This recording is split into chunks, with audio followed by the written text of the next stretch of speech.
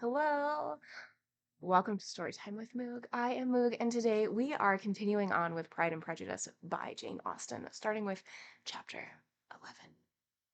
But first, reading updates. I am continuing to read The Golden Fool, and I'm enjoying it. I'm over the 50% mark, but I still have like 12 hours left in this book, which is insane. Because it is like the second book in the third trilogy of this very long series. I'm not going to go too much into it, but it is a high fantasy series written by Robin Hobb, and it is broken up into trilogies, and I think there's one set that is a grouping of 4 books. And the way that it is written is very accessible for people who are a little leery about high fantasy. Most of the names are not names that you cannot pronounce, which I think is sometimes a gate that stops people from actually reading fantasy books. And there is a magic system, and there are like magical and like, I don't know, fantasy things that are in it, but it's gently revealed. So it's not completely thrown at you, or you have to just learn a whole new world within the first 5 pages. It is slowly revealed, and as our main character is learning, we are also learning, which is kind of nice. And at the beginning of his chapters, there are um, like inserts from like songs or manuscripts or like whatever it is that reveal extra lore, and that's cool too. I think that's all that I'm reading.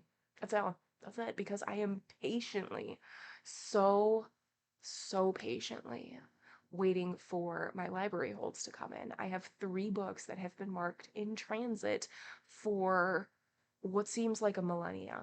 I know it's only been since like Wednesday, but it's basically a millennia. So, today we are reading Pride and Prejudice by Jane Austen. And we're starting with chapter 11. And what has happened so far is very introductory things. So we have our family, which of course everybody who's an actual fan or like a huge fan of this is going to be like, you silly reader. The Bennet family. We have the Bennet family, and it is made up of parents and then a bunch of daughters. And the only way for the daughters to inherit their land and their holding is to be married. So that's their biggest goal, is to marry off their daughters so that their inheritance will be passed on. And we have Elizabeth, who is just super not really into it. Like, she's, I don't know, like reserved, head in a book, like that type of person, but also like goes to the social events. I don't remember any of the sisters' names because I have the memory of goldfish, especially when it comes to names. I could meet the same person 4 times and not know their name. It is a character flaw of my own. But we do meet our Mr. Bingley and Mr. Darcy, and Mr. Bingley is super interested in, insert daughter's name here, in one of the daughters, and Mr. Darcy's first impression that he has given everybody is that he is super aloof, and by being aloof at a social event, it is the worst sin that you could ever do, basically. And one of the sister that Mr. Bingley is fond of goes to visit, and while she is there, she falls ill. And so Elizabeth follows after her and ends up staying there a couple days to help her sister get better, all of these things. And it's just a lot of pomp and circumstance and a lot of just putting on airs for things in social events and social cues and things like that. But I think Elizabeth is still, yes, Elizabeth is still at the house with her sickly sister. And I think that's it. The chapters are super short. If anything, of course, pops up that I'm like, oh, yes, That's the name of the character. Or, oh, yes, I totally forgot about this part. We'll take a pause and we'll chat about it for a second. But I think those are like the high keys, the high notes. Also, we're only 36 pages in. What else is going to happen in this? We already have like the initial response of, oh, you're kind of aloof, in which means you're the villain of this story. And that was established so early that what is going to happen? What's happening here? This is a lot of pages for things to be like, oh, maybe you're not so bad of a person, and maybe the first impressions don't mean as much as what everybody says that they do. I don't. What? Okay, it's fine. I guess we'll see. I guess we'll see. Disclaimer, I am not a huge romance reader, and I have read this book before, and I really don't remember what what's going on. Like, I don't remember too much what's happened. I just remember a lot of the social cues that seemed like really big deals in this book, and at the time of me reading it was like, well, what? So we'll see how it is as reading it as an adult and with having had like more experience as a reader, how this is translated for me. We'll see. We'll see. We'll see. So, let's get situated. Let's get ourselves comfortable. Oh man. And let's do this. Let's have our little sip.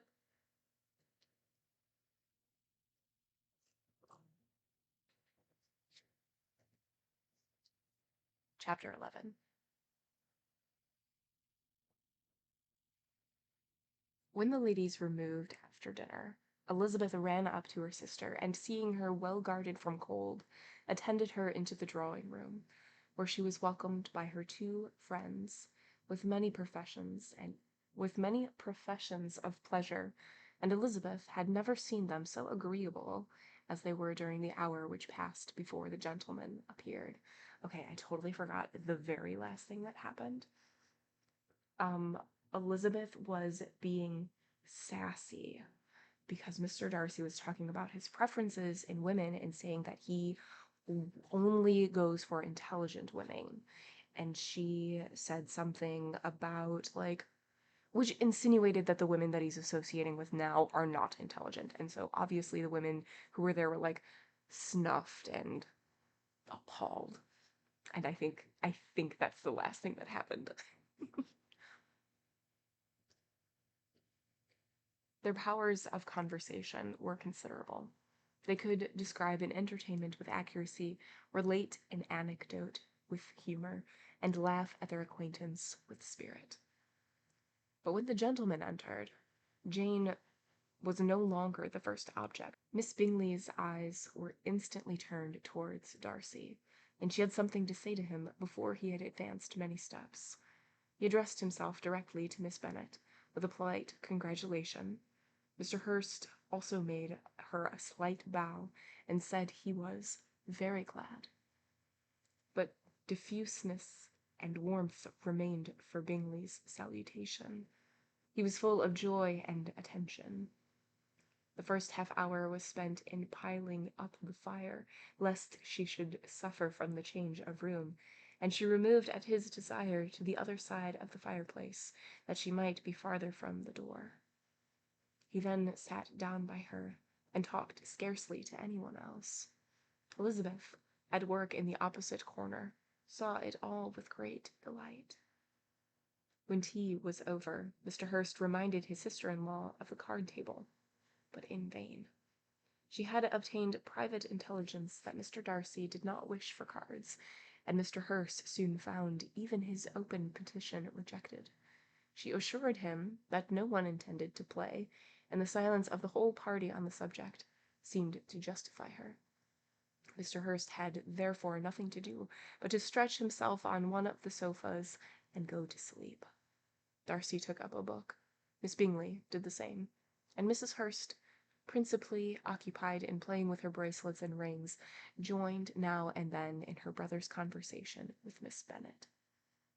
Miss Bingley's attention was quite as much engaged in watching Mr. Darcy's progress through his book as in reading her own, and she was perpetually either making some inquiry or looking at his page. She could not win him, however, to any conversation. He merely answered her question, and read on. At length, quite exhausted by the attempt to be amused with her own book, which she had only chosen because it was the second volume of his, she gave a great yawn and said, "How pleasant it is to spend an evening in this way. I declare, after all, that is no enjoyment like reading. How much sooner one tires of anything than of a book. When I have a house of my own, I shall be miserable if I have not an excellent library." No one made any reply.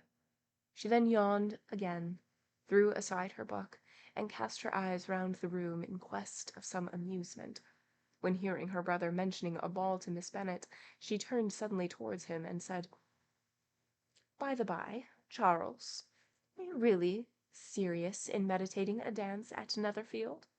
I would advise you, before you determine on it, to consult the wishes of the present party. I am much mistaken if there are not some among us to whom a ball would be rather a punishment than a pleasure." "If you mean Darcy," cried her brother, "he may go to bed, if he chooses, before it begins. But as for the ball, it is quite a settled thing, and as soon as Nicholls has made white soup enough, I shall send round my cards." "I should like balls infinitely better," she replied, "if they were carried on in a different manner. But there is something insufferably tedious in the usual process of such a meeting. It would surely be much more rational if conversation, instead of dancing, made the order of the day." "Much more rational, my dear Caroline, I dare say, but it would not be near so much like a ball." Miss Bingley made no answer, and soon afterwards got up and walked about the room. Her figure was elegant, and she walked well. But Darcy, at whom it was all aimed, was still inflexibly studious. In the desperation of her feelings, she resolved on one effort more, and turning to Elizabeth, said, "Miss Eliza Bennet, let me persuade you to follow my example, and take a turn about the room. I assure you it is very refreshing after sitting so long in one attitude." Elizabeth was surprised, but agreed to it immediately. Miss Bingley succeeded no less in the real object of her civility. Mr. Darcy looked up. He was as much awake to the novelty of attention in that quarter as Elizabeth herself could be, and unconsciously closed his book. He was directly invited to join their party, but he declined it, observing that he could imagine but two motives for their choosing to walk up and down the room together, with either of which motives his joining them would interfere. What could he mean? She was dying to know what could be his meaning, and asked Elizabeth whether she could at all understand him. "No, not at all," was her answer. "But depend upon it, he means to be severe on us, and our surest way of disappointing him will be to ask nothing about it." Miss Bingley, however, was incapable of disappointing Mr. Darcy in anything, and persevered, therefore, in requiring an explanation of his two motives. "I have not the smallest objection to explaining them," said he, as soon as she allowed him to speak. "You either choose this method of passing the evening because you are in each other's confidence and have secret affairs to discuss, or because you are conscious that your figures appear to the greatest advantage in walking.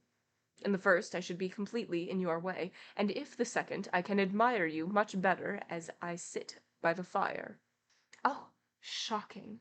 cried Miss Bingley. "I never heard anything so abominable. How shall we punish him for such a speech?" "Nothing so easy, if you have but the inclination," said Elizabeth.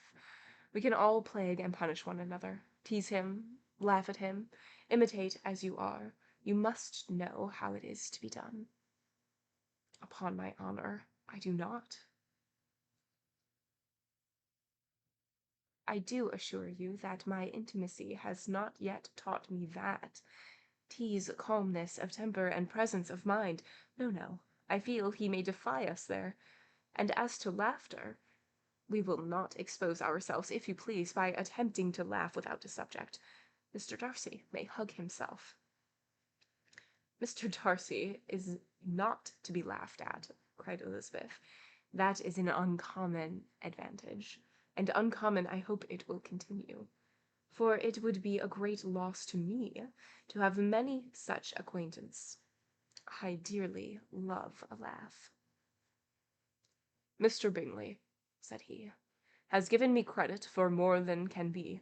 The wisest and the best of men, nay, the wisest and best of their actions, may be rendered ridiculous by a person whose first object in life is a joke. Certainly, replied Elizabeth.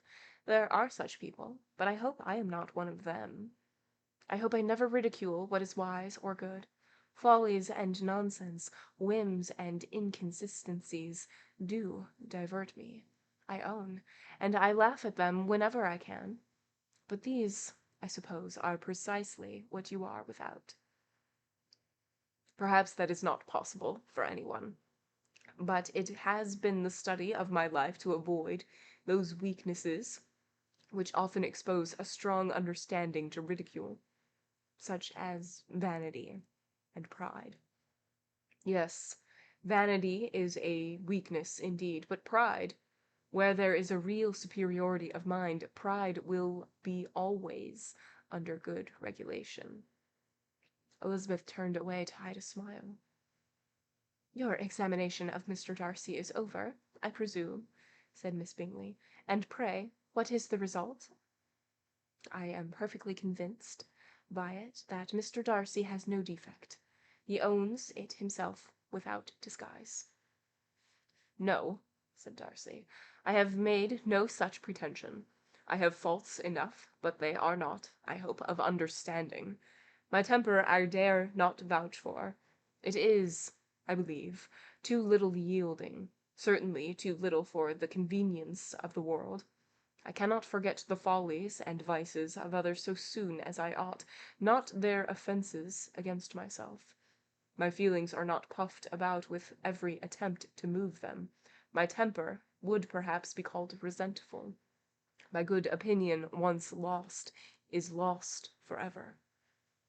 That is a failing indeed, cried Elizabeth. Implacable resentment is a shade in the character, but you have chosen your fault well. I really cannot laugh at it. You are safe from me. There is, I believe, in every disposition a tendency to some particular evil, a natural defect, which not even the best education can overcome. And your defect is a propensity to hate everybody. And yours, he replied with a smile, is wilfully to misunderstand them. Do let us have a little music, cried Miss Bingley, tired of a conversation in which she has had no share. Louisa, you will not mind my waking Mr. Hurst? Her sister made not the smallest objection, and the pianoforte was opened, and Darcy, after a few moments' recollection, was not sorry for it. He began to feel the danger of paying Elizabeth too much attention. End of chapter 11. Told you these chapters. So short, so short. Okay, so in this chapter, we have Caroline who is trying real hard to get Darcy's attention. Caroline is Mr. Bingley's sister. And Elizabeth doesn't really need to try all that hard to get his attention, like at all. And there is a moment that Elizabeth and Darcy are talking, and they just say their faults. Where was it? Up. So Elizabeth says, your fault to Darcy is Elizabeth's fault is that she is willfully to misunderstand them, like as in like first impressions, and his fault is that he has the propensity to hate everybody, which again, I feel like Mr. Darcy is just all of us. Like his first instinct is to just not like anybody, and that is just giving cat energy. That is just giving, I'm not going to uh, give my energy to somebody that is not worthwhile, if that makes sense. Chapter 12. In consequence of an agreement between the sisters, Elizabeth wrote the next morning to her mother to beg that the carriage might be sent for them in the course of the day. But Mrs. Bennet, who had calculated on her daughters remaining at Netherfield till the following Tuesday, which would exactly finish Jane's week, could not bring herself to receive them with pleasure before. Her answer, therefore, was not propitious, propitious, at least not to Elizabeth's wishes, for she was impatient to get home.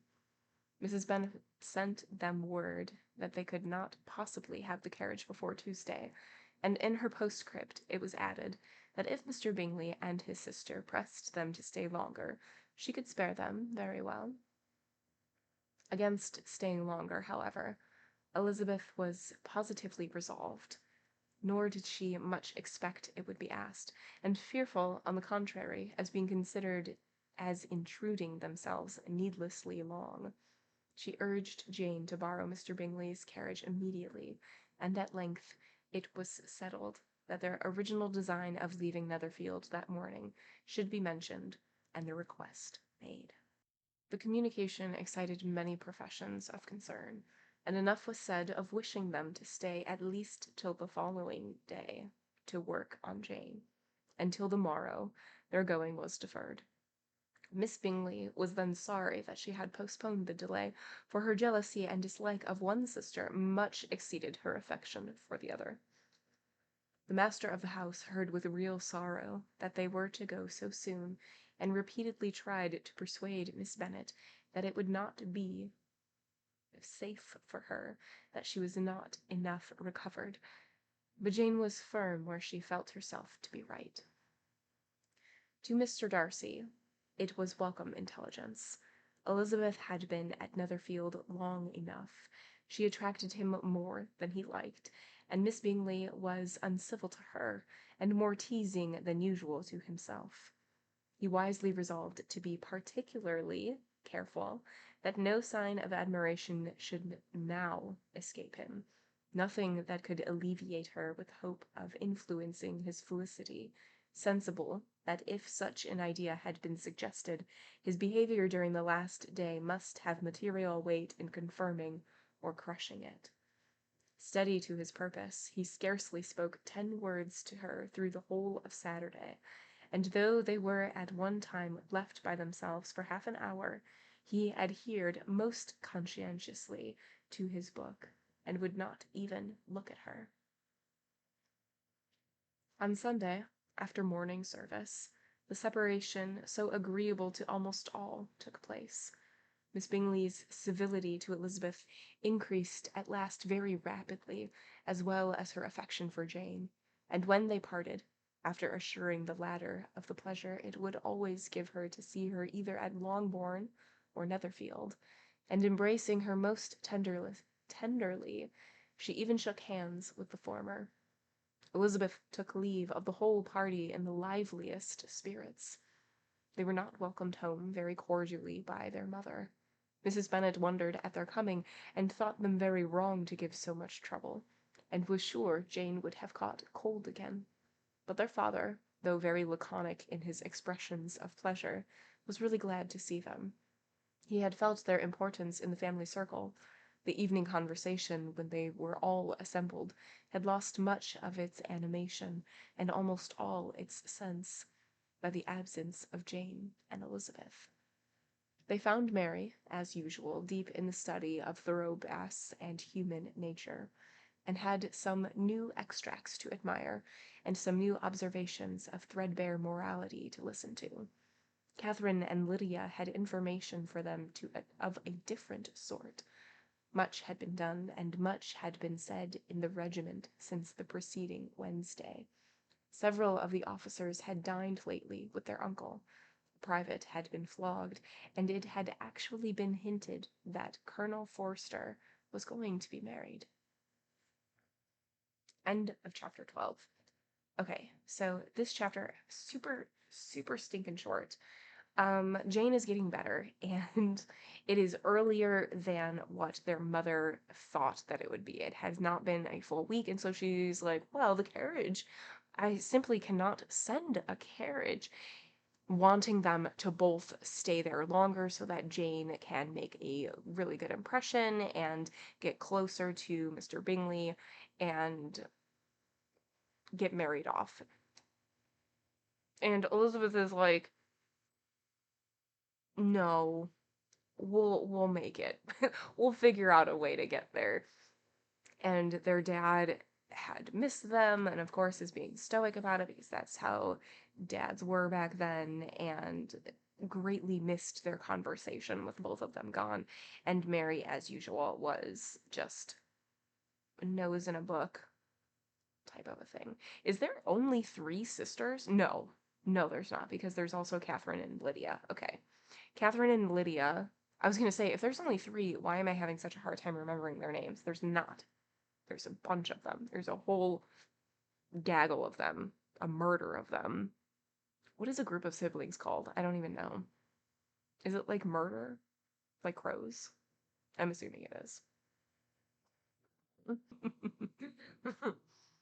Yeah, so Catherine and Lydia are the youngest, and then there's Mary, who's super studious, and then Jane, who doesn't have too much of a outstanding personality, and then Elizabeth, who is like our main girl. Okay, unless there's secret sisters that we haven't talked about, I think that's it. Maybe.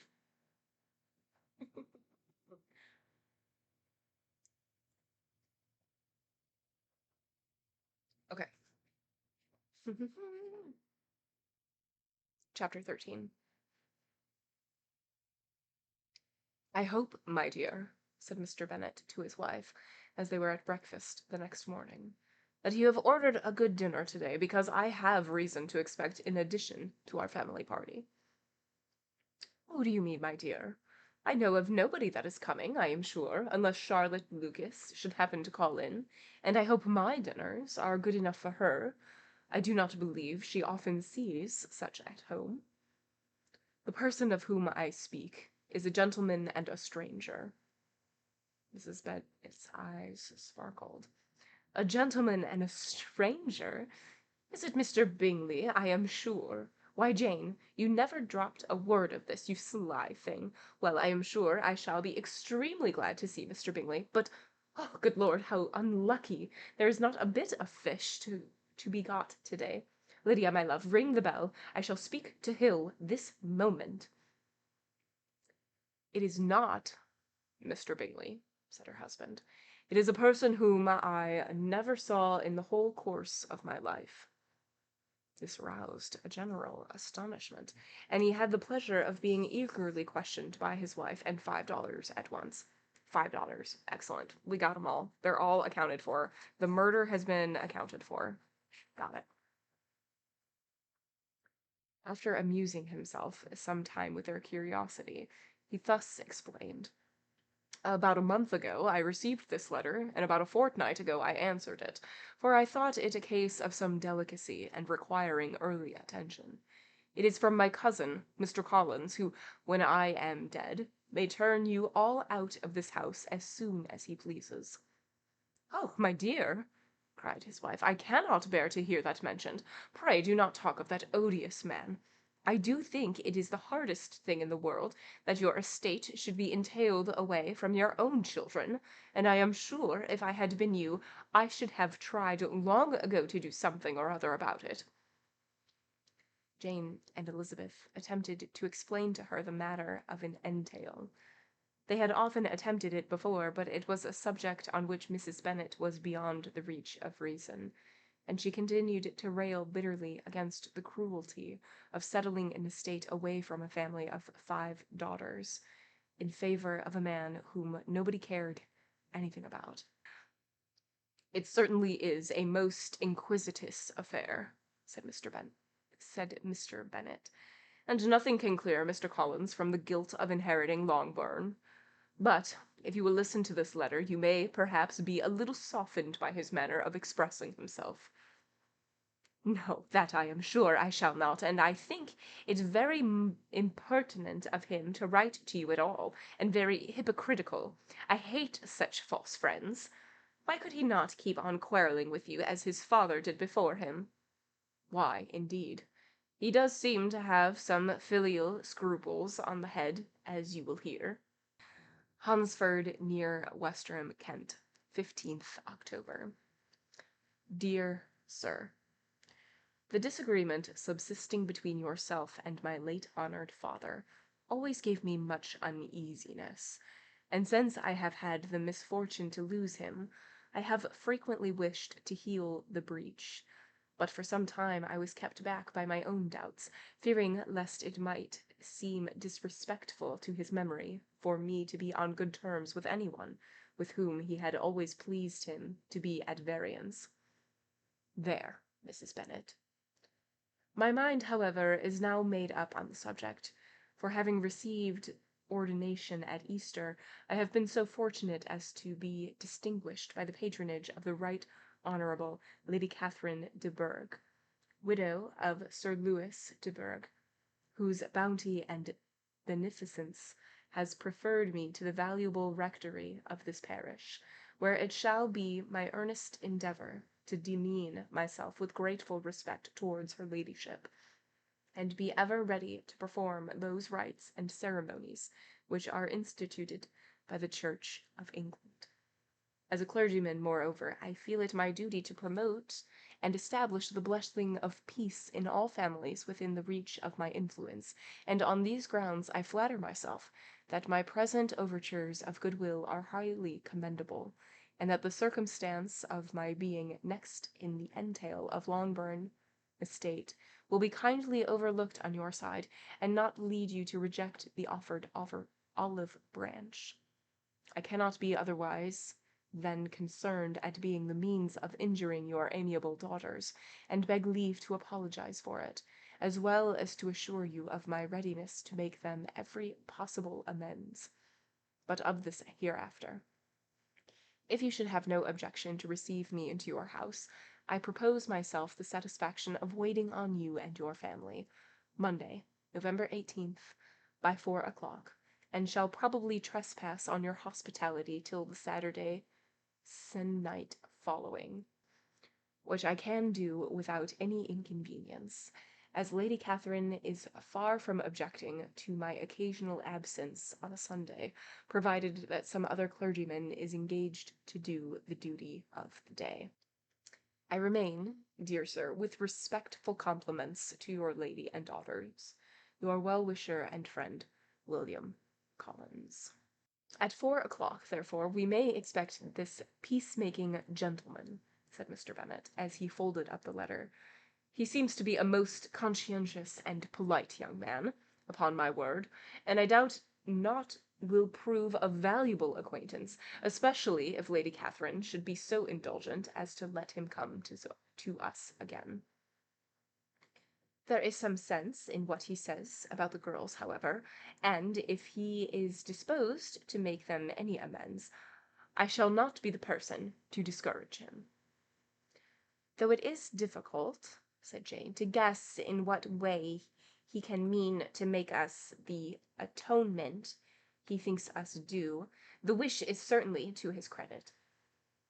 Elizabeth was chiefly struck with his extraordinary deference for Lady Catherine, and his kind intention of christening, marrying, and burying his parishioners whenever it were required. He must be an oddity, I think, said she. I cannot make him out. There is something very pompous in his style, and what can he mean by apologizing for being the next in the entail? we cannot suppose he would help it if he could. Can he be a sensible man, sir? No, my dear, I think not. I have great hopes of finding him quite the reverse. There is a mixture of servility and self-importance in his letter, which promises well. I am impatient to see him. In point of composition, said Mary, his letter does not seem defective. The idea of the olive branch, perhaps, is not wholly new, yet I think it is well expressed. To Catherine and Lydia, neither the letter nor its writer were in any degree interesting. It was next to impossible that their cousin should come in a scarlet coat, and it was now some weeks since they had received pleasure from the society of a man in any other color.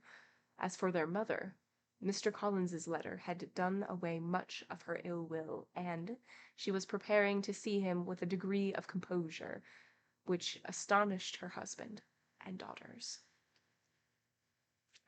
Mr. Collins was punctual at his time, and was received with great politeness by the whole family. Mr. Bennet, indeed, said little, but the ladies were ready enough to talk, and Mr. Collins seemed neither in need of encouragement nor inclined to be silent himself. He was a tall, heavy-looking young man of 25.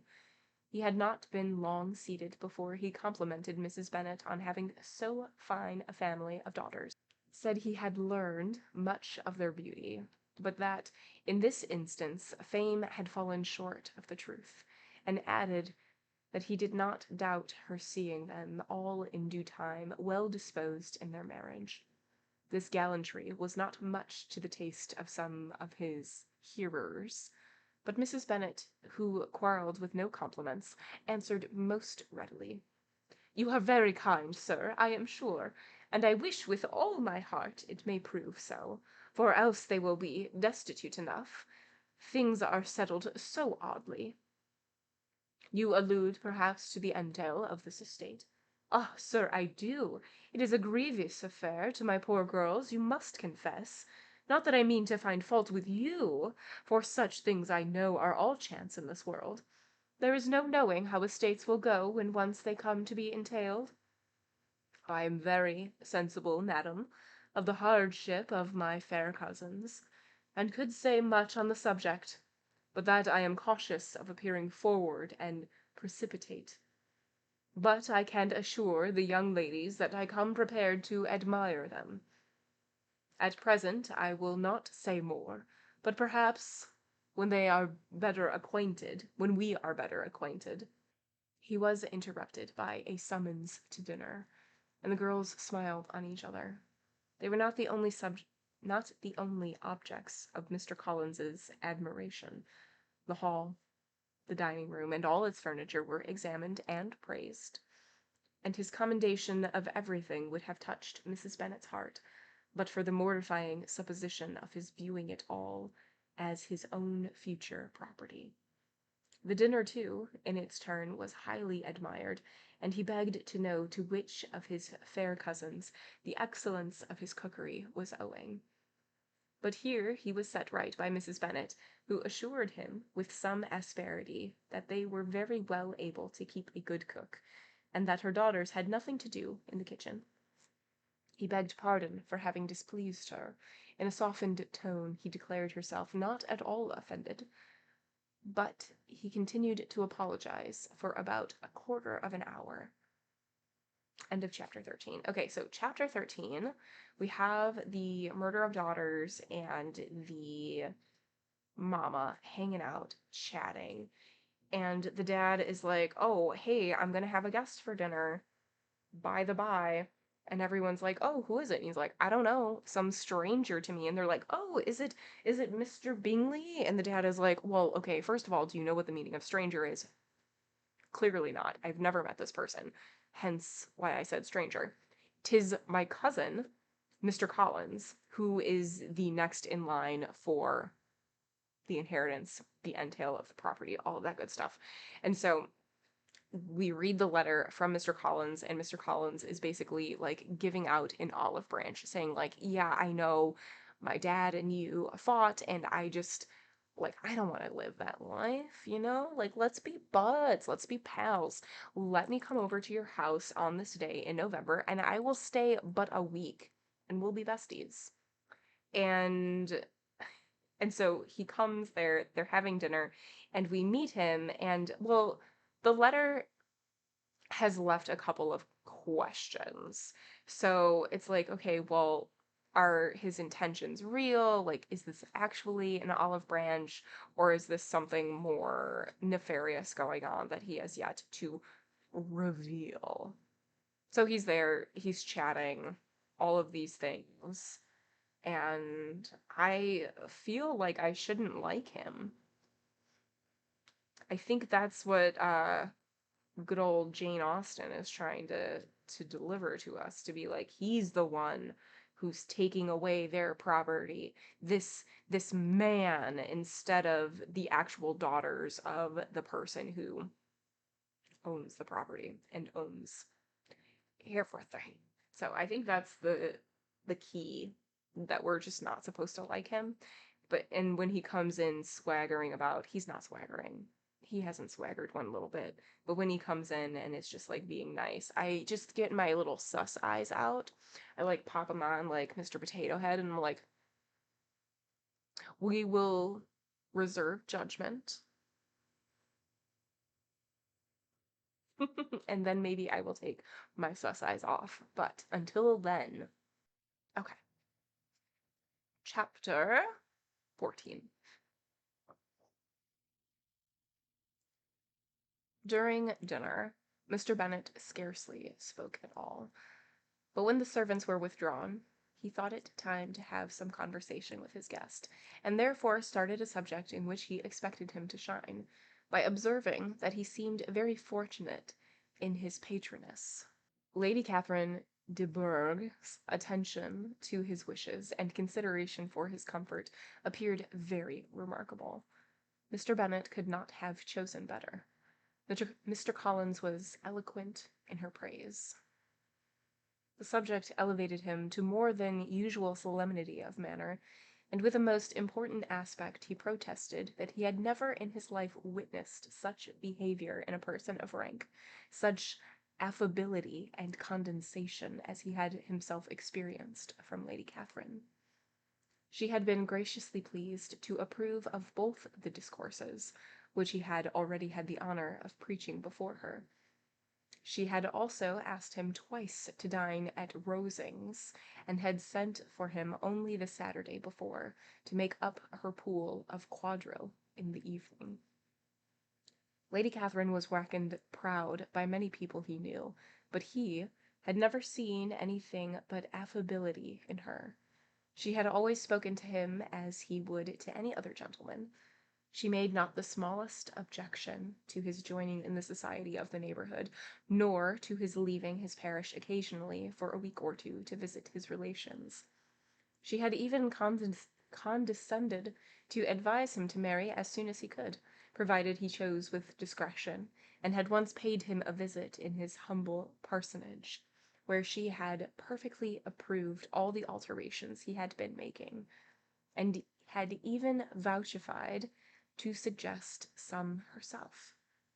Some shelves in the closets upstairs.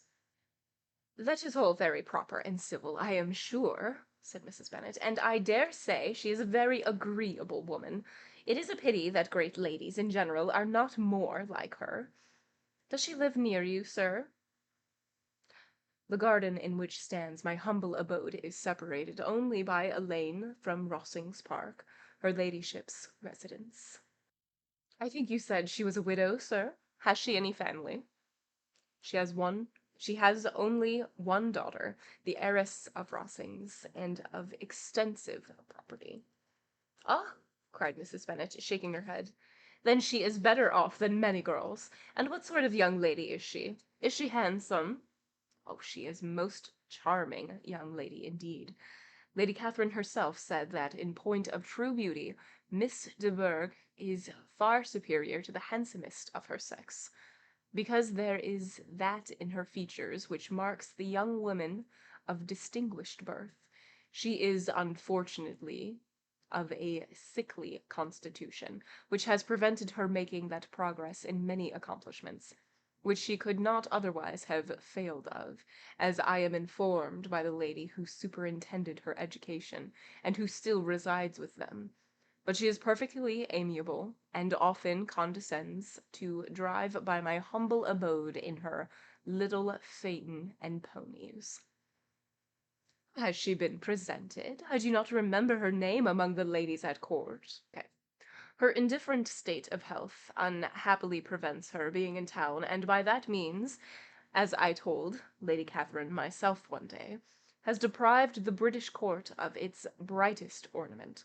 Her ladyship seemed pleased with the idea, and you may imagine that I am happy on every occasion to offer those little delicate compliments which are always acceptable to ladies. I have more than once observed to Lady Catherine that her charming daughter seemed born to be a duchess, and that the most elevated rank, instead of giving her consequence, would be adored by her. These are the kind of things, these are the kind of little things which pleases her ladyship, and it is a sort of attention which I conceive myself peculiarly bound to pay. You judge her properly, said Mr. Bennet, and it is happy for you that you possess the talent of flattering with delicacy.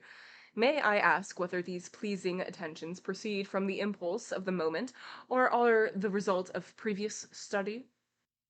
They arise chiefly from what is passing at the time, and though I sometimes amuse myself with suggesting and arranging such little elegant compliments as may be adapted to ordinary occasions, I always wish to give them as unstudied in air as possible. Mr. Bennet's expectations were fully answered.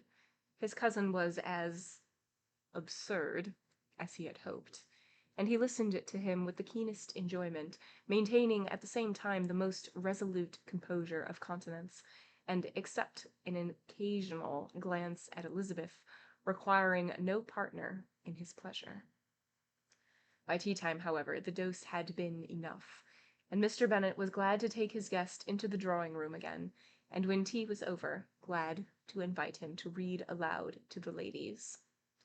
Mr. Collins readily assented, and a book was produced, but on beholding it, for everything announced it to be from a circulating library, he started back, and begging pardon, protested that he never read novels. Kitty stared at him, and Lydia exclaimed. Other books were produced, and after some deliberation he chose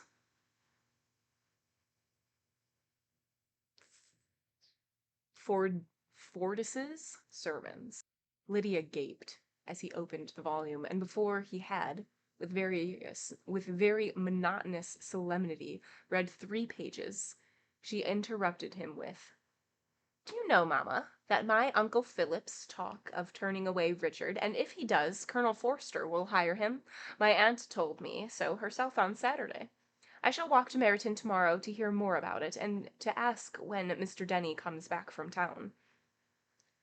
Lydia was bid by her 2 eldest daughters to hold her tongue, but Mr. Collins, much offended, laid aside his book, and said, "I have often observed how little young ladies are interested by books of a serious stamp, though written solely for their benefit. It amazes me, I confess, for certainly there can be nothing so advantageous to them as instruction. But I will no longer importune my young cousin." Then, turning to Mr. Bennet, he offered himself as his antagonist at backgammon. Mr. Bennet accepted the challenge, observing that he acted very wisely in leaving the girls in their own trifling amusements. Mrs. Bennet and her daughters apologized most civilly for Lydia's interruption, and promised that it should not occur again, if he would resume his book, but Mr. Collins, after assuring them that he bore his young cousin no ill will, and should never resent her behavior as any affront, seated himself at another table with Mr. Bennet, and prepared for backgammon. Okay, so does anybody like Mr. Collins? Like, it seems like that's the end of the chapter. It seems like there's a comment from Mr. Bennet, at least an internal comment, that he is proven to be as absurd as he hoped that he would be. And then the book that he picks is like a how to be a woman, like an instructional tips type of a thing. And Lydia is like interrupts, which good on you, Lydia. You do it. You do you.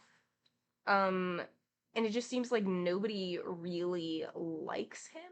But again, like everything is so much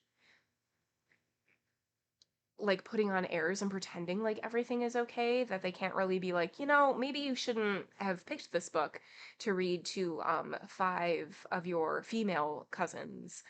And like, what does that say about you and how you also view your cousins? Like, it's terrible. It's terrible.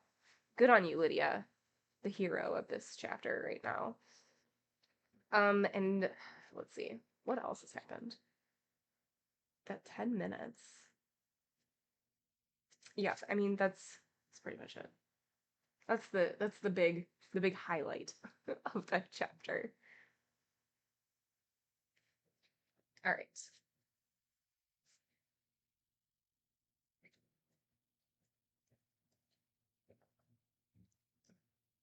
Chapter 15.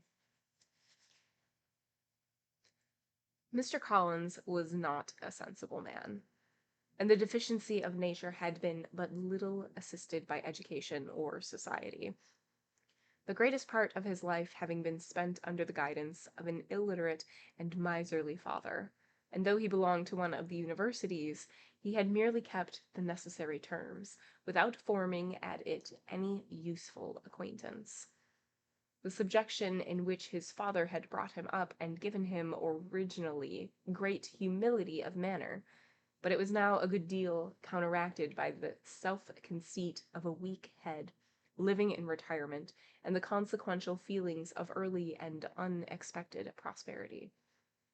A fortunate chance had recommended him to Lady Catherine de Bourgh, when the living of Hunsford was vacant, and the respect which he felt for her high rank and his veneration for her as his patroness, mingling with a very good opinion of himself, of his authority as a clergyman, and his rights as a rector, made him altogether a mixture of pride and obsequiousness, self-importance, and humility.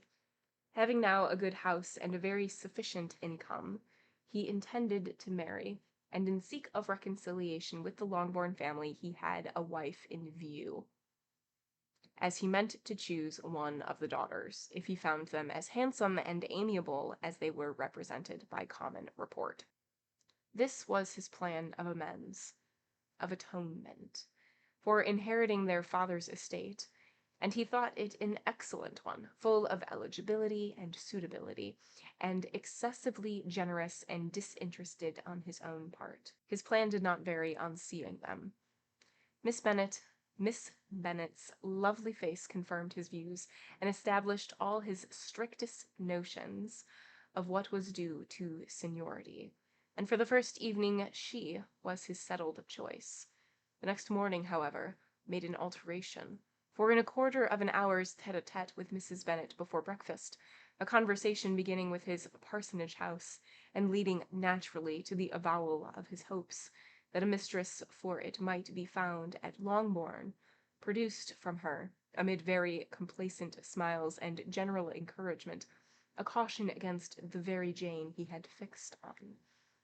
As to her younger daughters, she could not take upon her to say, she could not positively answer, but she did not know of any prepossession.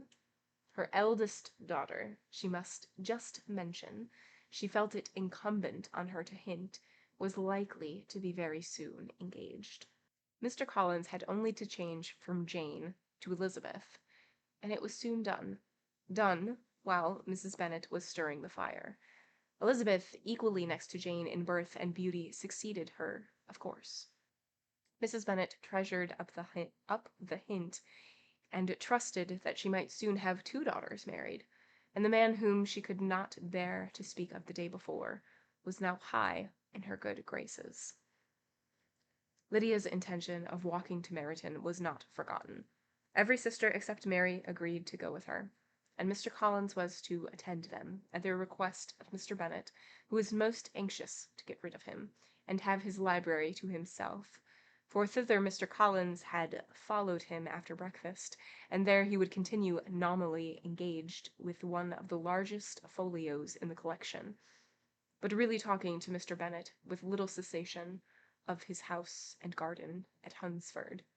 Such doings discomposed Mr. Bennet exceedingly. In his library he had been always sure of leisure and tranquillity, and though prepared, as he told Elizabeth, to meet with folly and conceit in every other room in the house, he was used to be free from them there. There we go. His civility, therefore, was most prompt in inviting Mr. Collins to join his daughters in their walk, and Mr. Collins, being in fact much better fitted for a walker than a reader, was extremely well pleased to close his large book and go. In pompous nothings on his side, and civil assent on that of his cousins, their time passed till they entered Meryton. The attention of the younger ones was no longer to be gained by him. Their eyes were immediately wandering up in the street in quest of the officers, and nothing less than a very smart bonnet indeed, or a really new muslin in a shop window, could recall them. But the attention of every lady was soon caught by a young man whom they had never seen before, of most gentlemanlike appearance, walking with an officer on the other side of the way. The officer was the very Mr. Denny, concerning whose return from London Lydia came to inquire, and he bowed as they passed. All were struck with the stranger's air, all wondered who he could be, and Kitty and Lydia, determined if possible to find out, led the way across the street, under pretence of wanting something in an opposite shop, and fortunately had just gained the pavement when the two gentlemen, turning back, had reached the same spot. Mr. Denny addressed them directly, and entreated permission to introduce his friend, Mr. Wickham, who had returned with him the day before town, and he was happy to say had accepted a commission in their corps. This was exactly as it should be, for the young man wanted only regimentals to make him completely charming. His appearance was greatly in his favour. He had all the best part of beauty, a fine countenance, a good figure, and very pleasing address. The introduction was followed up on his side by a happy readiness of conversation, a readiness at the same time perfectly correct and unassuming, and the whole party were still standing and talking together very agreeably when the sound of horses drew their notice, and Darcy and Bingley were seen riding down the street. On distinguishing the ladies of the group, the two gentlemen came directly towards them, and began the usual civilities. Bingley was the principal spokesman, and Miss Bennet the principal object. He was then, he said, on his way to Longbourn, on the purpose to inquire after her. Mr. Darcy corroborated it with a bow, and was beginning to determine not to fix his eyes on Elizabeth, when they were suddenly arrested by the sight of the stranger, and Elizabeth, happening to see the countenance of both as they looked at each other, was all astonishment at the effect of the meeting. Both changed colour. One looked white, the other red. Mr. Wickham, after a few moments, touched his hat, a salutation which Mr. Darcy just deigned to return. What could be the meaning of this? It was impossible to imagine. It was impossible not to long to know. In another minute, Mr. Bingley, but without seeming to have noticed what passed, took leave and rode on with his friend. Mr. Denny and Mr. Wickham walked with the young ladies to the door of Mr. Phillips's house, and then made their bows, in spite of Miss Lydia's pressing entreaties that they would come in, and even in spite of Mrs. Phillips's throwing up the parlour window and loudly seconding the invitation. Mrs. Phillips was always glad to see her nieces. and the two eldest from their recent absence were particularly welcome, and she was eagerly expressing her surprise at their sudden return home, which, at as their own carriage had not fetched them, she should have known nothing about it if she had not happened to see Mr. Jones's shop boy in the street, who had told her that they were not to send any more drafts to Netherfield, because the Miss Bennets were come away, when her civility was claimed towards Mr. Collins by Jane's introduction of him.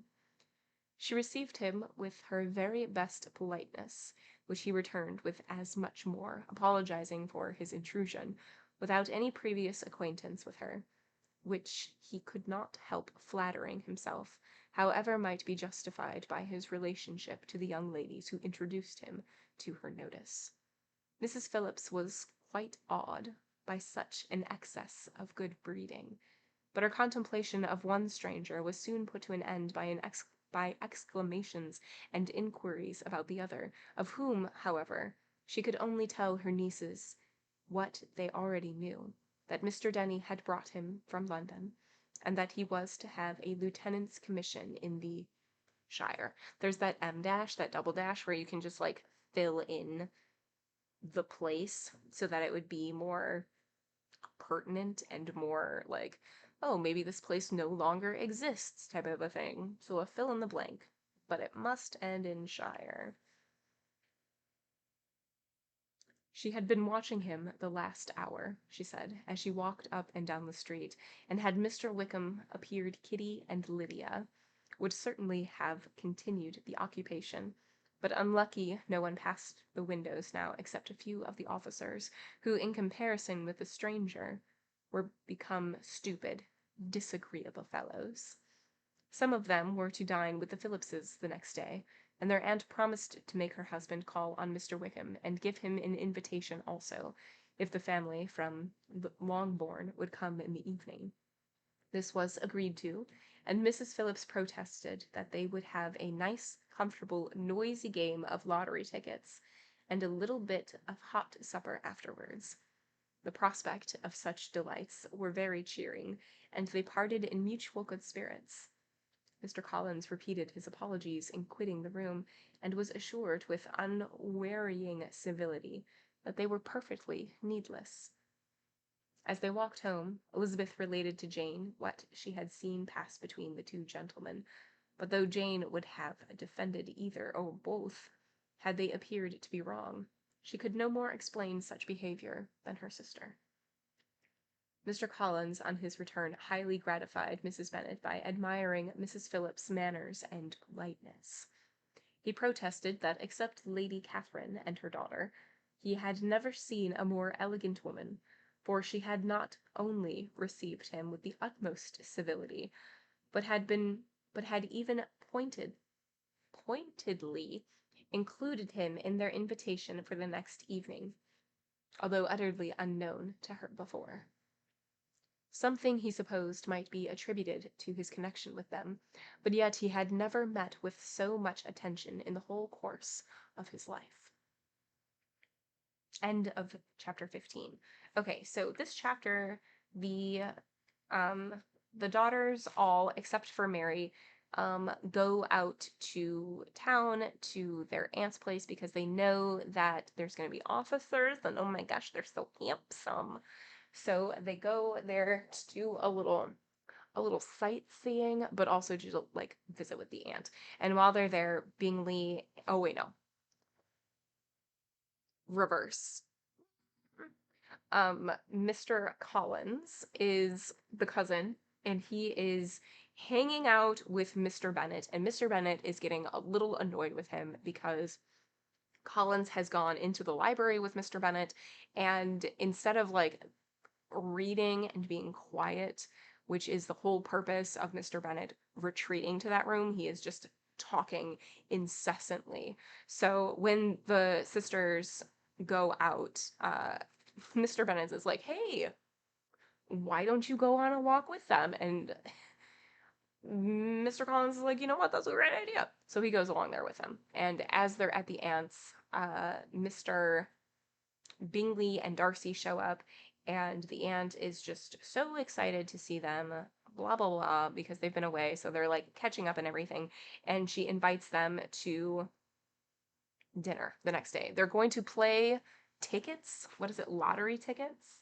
They're going to have a ruckus game of lottery tickets and then a warm meal afterwards. And Mr. Collins is like, my, I love this. She didn't even know me before, and now she's inviting me. What manners? What civility? Which is a word that I have said far more times in these 51 pages that I have ever said in my life. And that's where chapter 15 ended.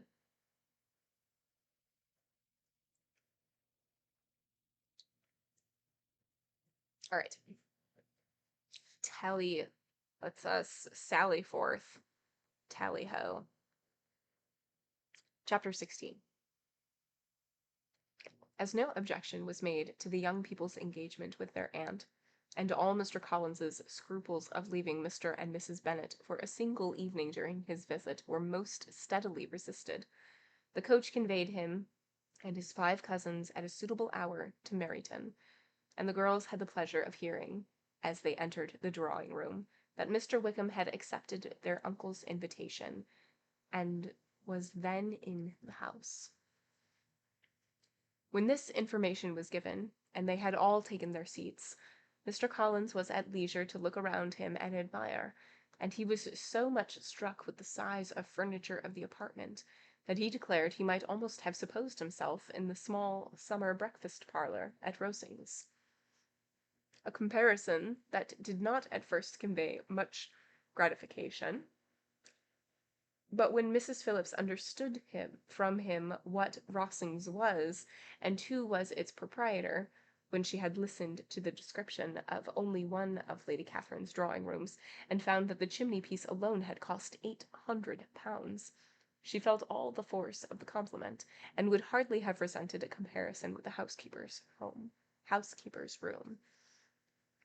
In describing to her all the grandeur of Lady Catherine and her mansion, with occasional digressions in praise of his own humble abode and the improvements it was receiving, he was happily employed until the gentlemen joined them, and he found in Mrs. Phillips a very attentive listener, whose opinion of his consequence increased with what she heard, and who was resolving to retail it all among her neighbours as soon as she could.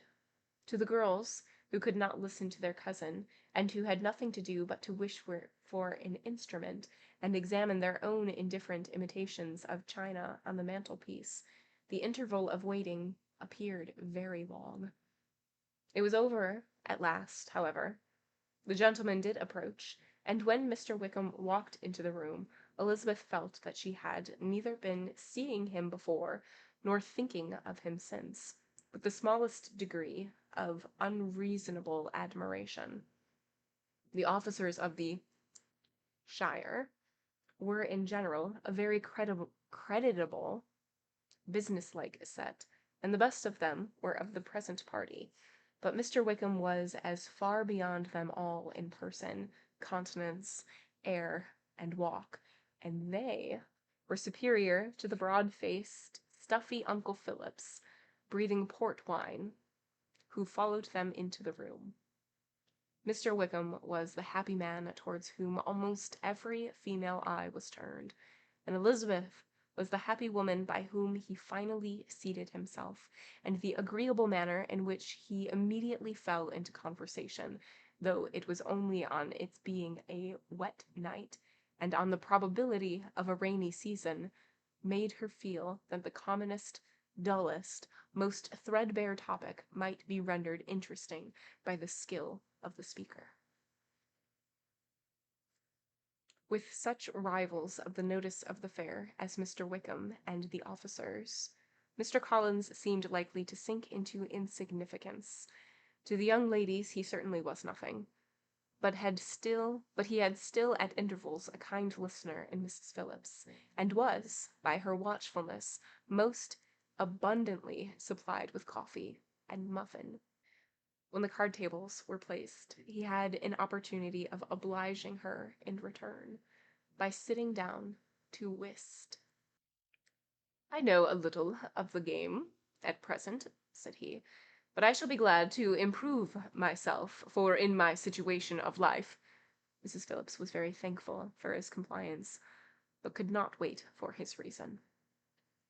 Mr. Wickham did not play at whist, and with ready delight was he received at the other table between Elizabeth and Lydia. At first there seemed danger of Lydia's engrossing him entirely, for she was a most determined talker, but being likewise extremely fond of lottery tickets, she also grew too much interested in the game, too eager in making bets and exclaiming after prizes, to have attention of anyone in particular. Allowing for the common demands of the game, Mr. Wickham was therefore at leisure to talk to Elizabeth, and she was very willing to hear him, though what she chiefly wished to hear she could not hope to be told: the history of his acquaintance with Mr. Darcy. She dared not even mention that gentleman. Her curiosity, however, was unexpectedly relieved. Mr. Wickham began the subject himself. He inquired how far Netherfield was from Meryton, and after receiving her answer, asked in a hesitating manner how long Mr. Darcy had been staying there. "Oh, about a month," said Elizabeth, and then, unwilling to let the subject drop, added, "He is a man of very large property in Derbyshire, I understand." "Yes," replied Wickham, "his estate there is a noble one, a clear 10,000 per annum. You could not have met with a person more capable of giving you certain information on that head than myself, for I have been connected with his family in a particular manner from my infancy." Elizabeth could not but look surprised. "You may well be surprised, Miss Bennet, at such an assertion, after seeing, as you probably might, the very cold manner of our meeting yesterday. Are you much acquainted with Mr. Darcy?" "As much as I ever wish to be," cried Elizabeth warmly. "I have spent 4 days in the same house with him, and I think him very disagreeable." "I have no right to give my opinion," said Wickham, "as to his being agreeable or otherwise. I am not qualified to form one. I have known him too long and too well to be a fair judge. It is impossible for me to be impartial, but I believe your opinion of him would be general astonish, and perhaps you would not express it quite so strongly anywhere else. Here you are in your own family." "Upon my word, I say no more here than I might say in any house in the neighbourhood, except Netherfield. He is not at all liked in Hertfordshire. Everybody is disgusted with his pride. You will not find him more favourably spoken of by anyone. By his pride? What?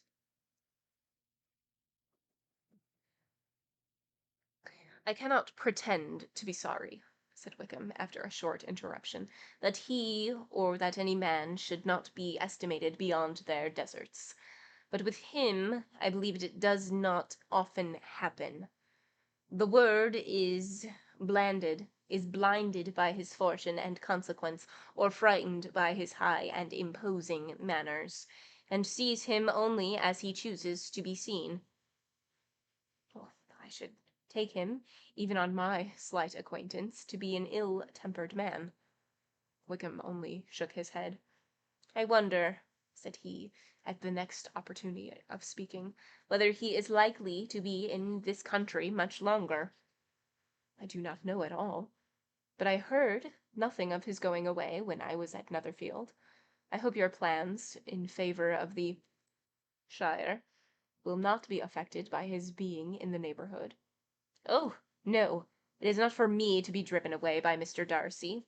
If he wishes to avoid seeing me, he must go. We are not on friendly terms, and it always gives me pain to meet him, but I have no reason for avoiding him but what I might proclaim to all the world, a sense of very great ill-usage, and most painful regrets at his being what he is. His father, Miss Bennet, the late Mr. Darcy, was one of the best men that ever breathed, and the truest friend I ever had. and I can never be in company with this Mr. Darcy without being grieved to the soul by 1,000 tender recollections. His behaviour to myself has been scandalous, but I verily believe I could forgive him anything and everything, rather than his disappointing the hopes and disgracing the memory of his father. Elizabeth found the interest of the subject increase, and listened with all her heart, but the delicacy of it prevented farther inquiry. Mr. Wickham began to speak on more general topics, Meryton, the neighbourhood, the society, appearing highly pleased with all that he had yet seen, and speaking of the latter especially with gentle but very intelligible gallantry. It was the prospect of constant society and good society, he added, which was my chief inducement to enter the shire.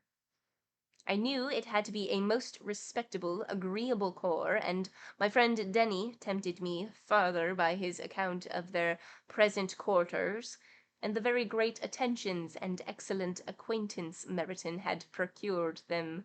Society, I own, is necessary to me. I have been a disappointed man, and my spirits will not bear solicitude. I must have employment and society. A military life is not what I was intended for, but circumstances have now made it eligible. The church ought to have been my profession.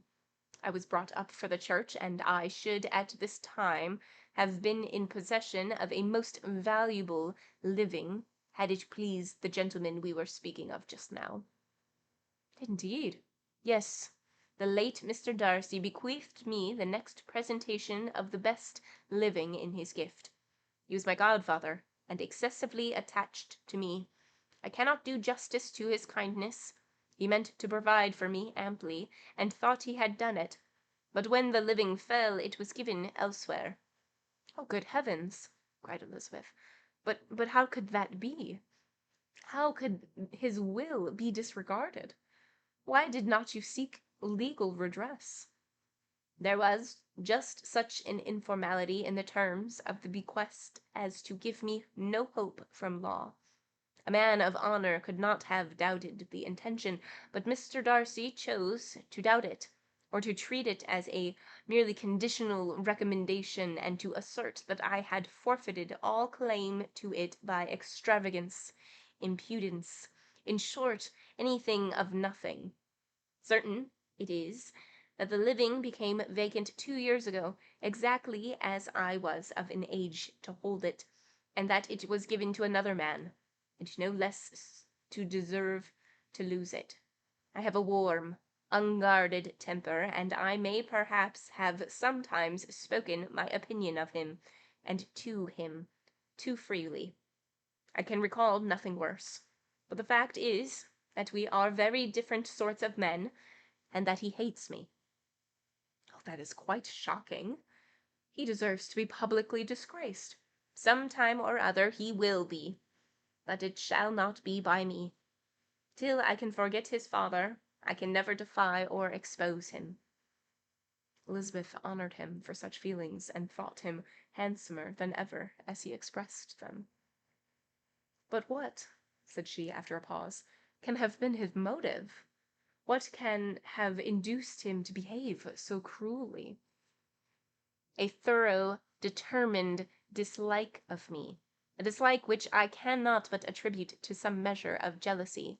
Had the late Mr. Darcy liked me less, his son might have borne with me better, but his father's uncommon attachment to me irritated him, I believe, very early in life. He had not a temper to bear the sort of competition in which he stood, the sort of preference which was often given to me. I had not thought of Mr. Darcy so bad as this. Though I have never liked him, I had not thought him so ill. I had not thought so ill of him. There we go. I had supposed him to be despising his fellow creatures in general, but did not suspect him of descending to such malicious revenge, such injustice, such inhumanity as this. After a few minutes' reflection, however, she continued, I do remember his boasting one day at Netherfield of the implacability of his resentments, of his having an unforgiving temper. His disposition must be dreadful. I will not trust myself on the subject, replied Wickham. I can hardly be just to him. Elizabeth was again deep in thought, and after a time exclaimed, to treat in such a manner the godson, the friend, the favourite of his father. She could have added, a young man too, like you, whose very countenance may vouch for your being amiable. But she contented herself with, and one, too, who had probably been his own companion from childhood, connected together, as I think you said, in the closest manner. We were born in the same parish, within the same park. The greatest part of our youth was passed together. Inmates of the same house, sharing the same amusements, objects of the same parental care. My father began life in the profession which your uncle, Mr. Phillips, appears to do so much credit to, but he gave up everything to be of use to the late Mr. Darcy, and devoted all his time to the care of the Pemberley property. He was most highly esteemed by Mr. Darcy, a most intimate, confidential friend. Mr. Darcy often acknowledged himself to be under the greatest obligations to my father's active superintendence, and when immediately before my father's death Mr. Darcy gave him a voluntary promise of providing for me, I am convinced that he felt it to be as much a debt of gratitude to him as of affection to myself. How strange! cried Elizabeth. How abominable! I wonder the very pride of this Mr. Darcy has not made him just to you, if from no better motive, that he should not have been too proud to be dishonest, for dishonesty I must call it. It is wonderful, replied Wickham, for almost all his actions may be traced to pride. Pride? And pride has often been his best friend. It has connected him nearer with virtue than any other feeling, but we are none of us consistent, and in his behaviour to me there were stronger impulses than even pride. Can such abominable pride as his has ever done him good? Yes, it has often led him to be liberal and generous, to give his money freely, to display hospitality, to assist his tenants and relieve the poor. Family pride, and filial pride, for he is very proud of what his father was, have done this. Not to appear to disgrace his family, to degenerate from the popular qualities, or lose the influence of the Pemberley house, is a powerful motive.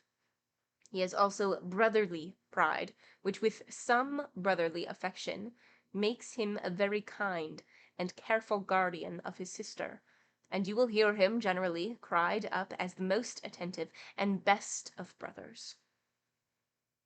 What sort of a girl is Miss Darcy? He shook his head. I wish I could call her amiable. It gives me pain to speak ill of a Darcy, but she is too much like her brother, very, very proud. As a child, she was affectionate and pleasing and extremely fond of me, and I have devoted hours and hours to her amusement. But she is nothing to me now. She is a handsome girl, about 15 or 16, and I understand highly accomplished. Since her father's death, her home has been London, where a lady lives with her and superintends her education. After many pauses and many trials of other subjects, Elizabeth could not help reverting once more to the first, and saying, I am astonished at his intimacy with Mr. Bingley. How can Mr. Bingley, who seems good humour itself, and is, I really believe, truly amiable, be in friendship with such a man? How can they suit each other? Do you know Mr. Bingley? Not at all.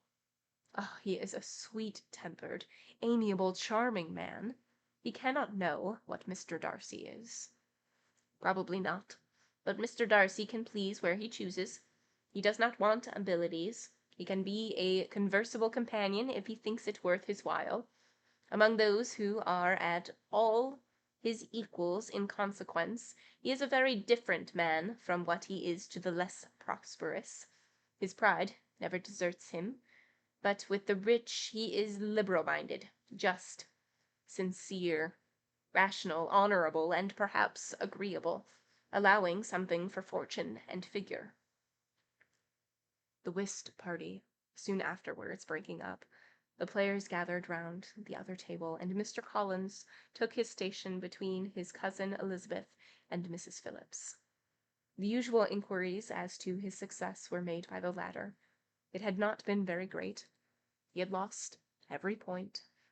But when Mrs. Phillips began to express her concern thereupon, he assured her, with much earnest gravity, that it was not the least importance, that he considered the money as a mere trifle, and begged she would not make herself uneasy. "Oh, I know very well, madam," said he, "that when persons sit down to a card-table they must take their chance of these things, and happily I am not in such circumstances as to make 5 shillings any object. There are undoubtedly many who could not say the same, but thanks to Lady Catherine de Bourgh, I am removed far beyond the necessity of regarding little matters." Mr. Wickham's attention was caught, and after observing Mr. Collins for a few moments, he asked Elizabeth in a low voice whether her relation were very intimately acquainted with the family of de Bourgh. "Lady Catherine de Bourgh," she replied, "has very lately given him a living. I hardly know how Mr. Collins was first introduced to her notice, but he certainly has not known her long." "You know, of course, that Lady Catherine de Bourgh and Lady Anne Darcy were sisters, consequently that she is aunt to the present Mr. Darcy?" "No, indeed, I did not. I knew nothing at all of Lady Catherine's connections. I never heard of her existence till the day before yesterday." "Her daughter, Miss de Bourgh, will have a very large fortune, and it is believed that she and her cousin will unite the 2 estates." This information made Elizabeth smile, and she thought of poor Miss Bingley. Vain, indeed, must be all her attentions, vain and useless her affections for her sister, and her praise for him of himself, if he were already self-destined to another.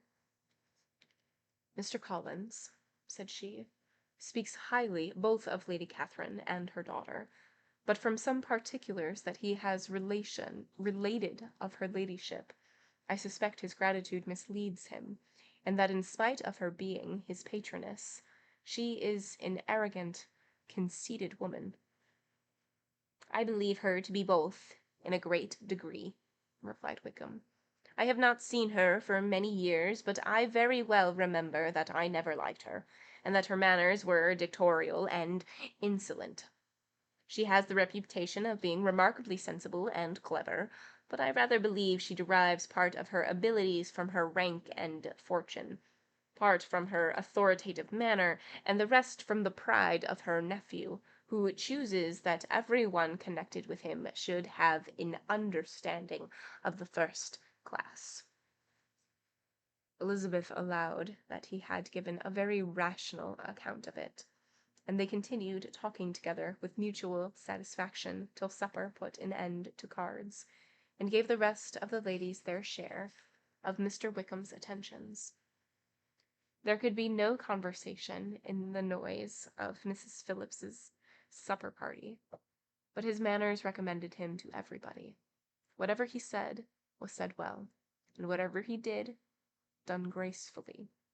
Elizabeth went away with her head full of him.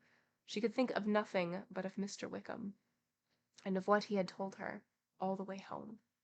But there was not time for her even to mention his name as they went, for neither Lydia nor Mr. Collins were once silent.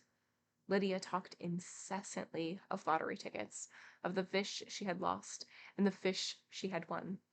And Mr. Collins, in describing the civility of Mr. and Mrs. Phillips, protesting that he did not in the least regard his losses at whist, enumerating all the dishes at supper, and repeatedly fearing that he crowded his cousins, had more to say than he could well manage before the carriage stopped at Longbourn House.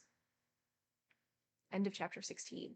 And possibly the longest chapter? I wasn't ready for that. Oh my. Okay, so this chapter takes place at the dinner of their aunt, Mrs. Phillips. And a bunch of people are playing cards and with lottery tickets and such. And Elizabeth is chatting with Mr. Wickham, and we get more of a background of Mr. Darcy because Wickham and Darcy basically grew up together.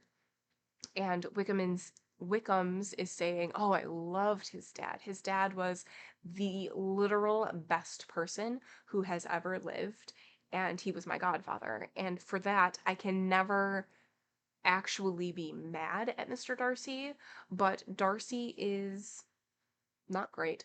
He is full of pride, and he only is conversational and kind of a good person around peers or people who are like higher above him or who he sees as higher above him." And we also get a little bit of insight of what's her face? Catherine de Bourgh. Wickham apparently knows everything about everybody, and I kind of love that about Catherine de Bourgh. And interesting. It's all just gossip. Gossip, gossip, gossip. Just finding out information from different people. And we have said pride several times in that chapter, and it brings me joy. Brings me joy. And then on the way home, Elizabeth just wants to talk about Mr. Wickham, and all she's thinking about is like what Wickham had said about Mr. Darcy, and that is just rolling around. But she doesn't get a chance to talk about him at all because Mr. Collins is only talking about the civility of Mr. and Mrs. Phillips and all of that, and Lydia is only talking about playing the game and the fish and her winnings and her losses and such things. And I think that's it. I think that's all that happened. At least a summed up version of it.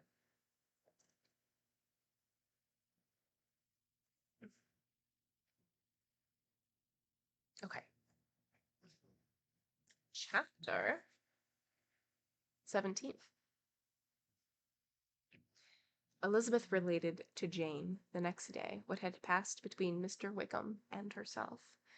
Jane listened with astonishment and concern. She knew not how to believe that Mr. Darcy could be so unworthy of Mr. Bingley's regard, and yet it was not in her nature to question the veracity of a young man of such amiable appearance as Wickham. The possibility of his having really endured such unkindness was enough to interest all her tender feelings, and nothing, therefore, remained to be done but to think well of them both, to defend the conduct of each, and throw into the account of accident or mistake whatever could not be otherwise explained. "They have both," she said, "been deceived, I dare say, in some way or other, of which we can form no idea. Interested people have perhaps misrepresented each to the other. It is, in short, impossible for us to conjecture the causes of circumstances which may have alienated them, whether without actual blame on either side." Very true indeed. And now, my dear Jane, what have you got to say in behalf of the interested people who have probably been concerned in the business? Do clear them, too, or we shall be obliged to think ill of somebody. Laugh as much as you choose, but you will not laugh me out of my opinion, my dearest Lizzie. Do but consider in what a disgraceful light it places Mr. Darcy to be treating his father's favourite in such a manner, one whom his father had promised to provide for. It is impossible. No man of common humanity, no man who had any value for his character could be capable of it. Can his most intimate friends be so excessively deceived in him? Oh, no. I can much more easily believe Mr. Bingley's being imposed on than that Mr. Wickham should invent such a history of himself as he gave me last night.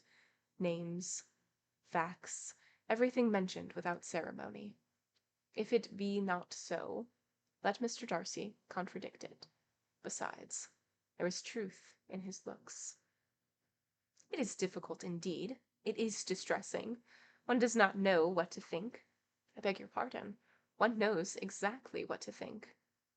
But Jane could not think with certainty on only one point, that Mr. Bingley, if he had been imposed on, would have much to suffer when the affair became public. The two young ladies were summoned from the shrubbery where this conversation passed, by the arrival of some of the very persons of whom they had been speaking. Mr. Bingley and his sisters came to give their personal invitation for the long-expected ball at Netherfield, which was fixed for the following Tuesday.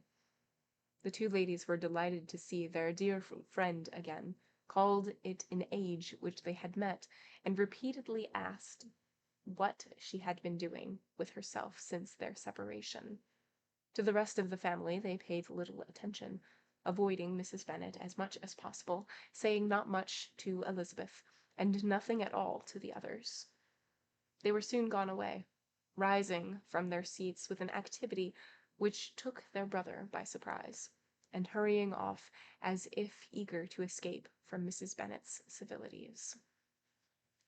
The prospect of the Netherfield ball was extremely agreeable to every female of the family. Mrs. Bennet chose to consider it as given in compliment to her eldest daughter, and was particularly flattered by receiving the invitation from Mr. Bingley himself, instead of a ceremonious card. Jane pictured to herself a happy evening in the society of her two friends, and the attentions of their brother, and Elizabeth thought with pleasure of dancing a great deal with Mr. Wickham, and of seeing a confirmation of everything in Mr. Darcy's looks and behaviour. The happiness anticipated by Catherine and Lydia depended less on any single event, or any particular persons, for though they each, like Elizabeth, meant to dance half the evening with Mr. Wickham, he was by no means the only partner who could satisfy them, and a ball was at any rate a ball. And even Mary could assure her family that she had no disinclination for it.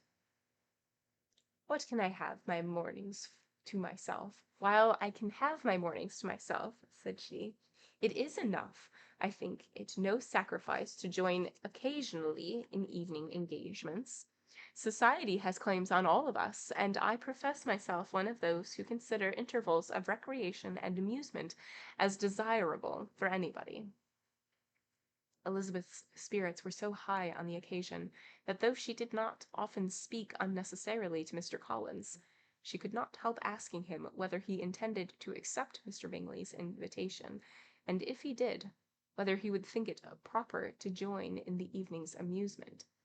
And he was rather surprised to find that he entertained no scruple whatever on that head, and was very far from dreading a rebuke either from the Archbishop or Lady Catherine de Bourgh, by venturing to dance. I am by no means of opinion, I assure you, said he, that a ball of this kind, given by a young man of character to respectable people, can have any evil tendency. I am so far from objecting to dancing myself, that I shall hope to be honoured with the hands of all my fair cousins in the course of the evening, and I take this opportunity of soliciting yours, Miss Elizabeth, for the first two dances especially, a preference which I trust my cousin Jane will attribute to the right cause, and not to any disrespect for her. Elizabeth felt herself completely taken in. She had fully proposed being engaged by Wickham for those very dances, and to have Mr. Collins instead. Her liveliness had been never worse timed. There was no help for it, however. Mr. Wickham's happiness and her own was perforce delayed a little longer, and Mr. Collins's proposal accepted with as good a grace as she could. She was not the better pleased with his gallantry, from the idea it suggested of something more.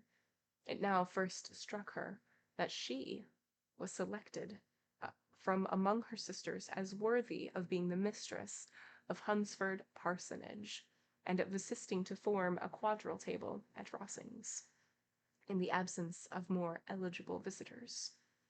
The idea soon reached in conviction as she observed his increasing civilities towards her, and heard his frequent attempt at a compliment on her wit and vivacity.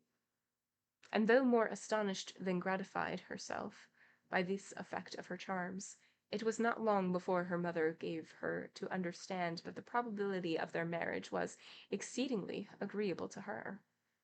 Elizabeth, however, did not choose to take the hint, being well aware that a serious dispute must be the consequence of any reply. Mr. Collins might never make the offer, and till he did, it was useless to quarrel about him.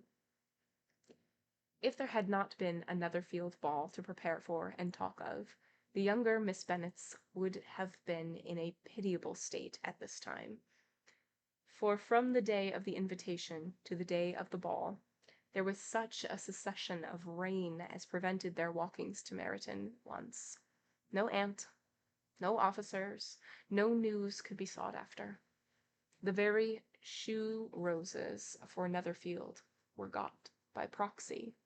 Even Elizabeth might have found some trial of her patience in weather which totally suspended the improvement of her acquaintance with Mr. Wickham, and nothing less than a dance on Tuesday could have made such a Friday, Saturday, Sunday, and Monday endurable to Kitty and Lydia. End of chapter 17. Okay, we're back to our short chapters. So this one, we have Netherfield preparing to have their ball. And in the meantime, it's just raining so much. And Kitty and Lydia are just like, oh, we can't go to Meryton. We can't see our aunt. We can't see the beautiful officers. What is there to do? And while this is going on, Elizabeth is asked by her cousin, Mr. Collins, for the first two dances, and is like, I pray that Jane, who is the older sister, will understand, because Jane is kind of spoken for with Mr. Bingley. Like, that is the hope, is that she's going to marry Mr. Bingley, and Mr. Collins, who is their cousin, need I say more, also wants to marry into the family to keep the inheritance with the girls. And so silly. And so he wants to marry Elizabeth, and so he's starting the dance, the suitor dance, I guess. And Elizabeth at first is like a little upset about this because she was expecting to have those dances reserved for Mr. Wickham because he's beautiful, but also she just wants to talk with him and such. And so that is taken away from her. And then she's kind of like, well, maybe it's not so bad. Maybe it's not terrible. And that's where that chapter ended.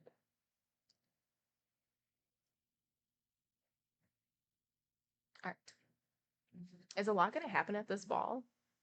I feel like a lot has already happened again, and we're still not that far into it. We're on page 61. There's so much left. All right. Oof.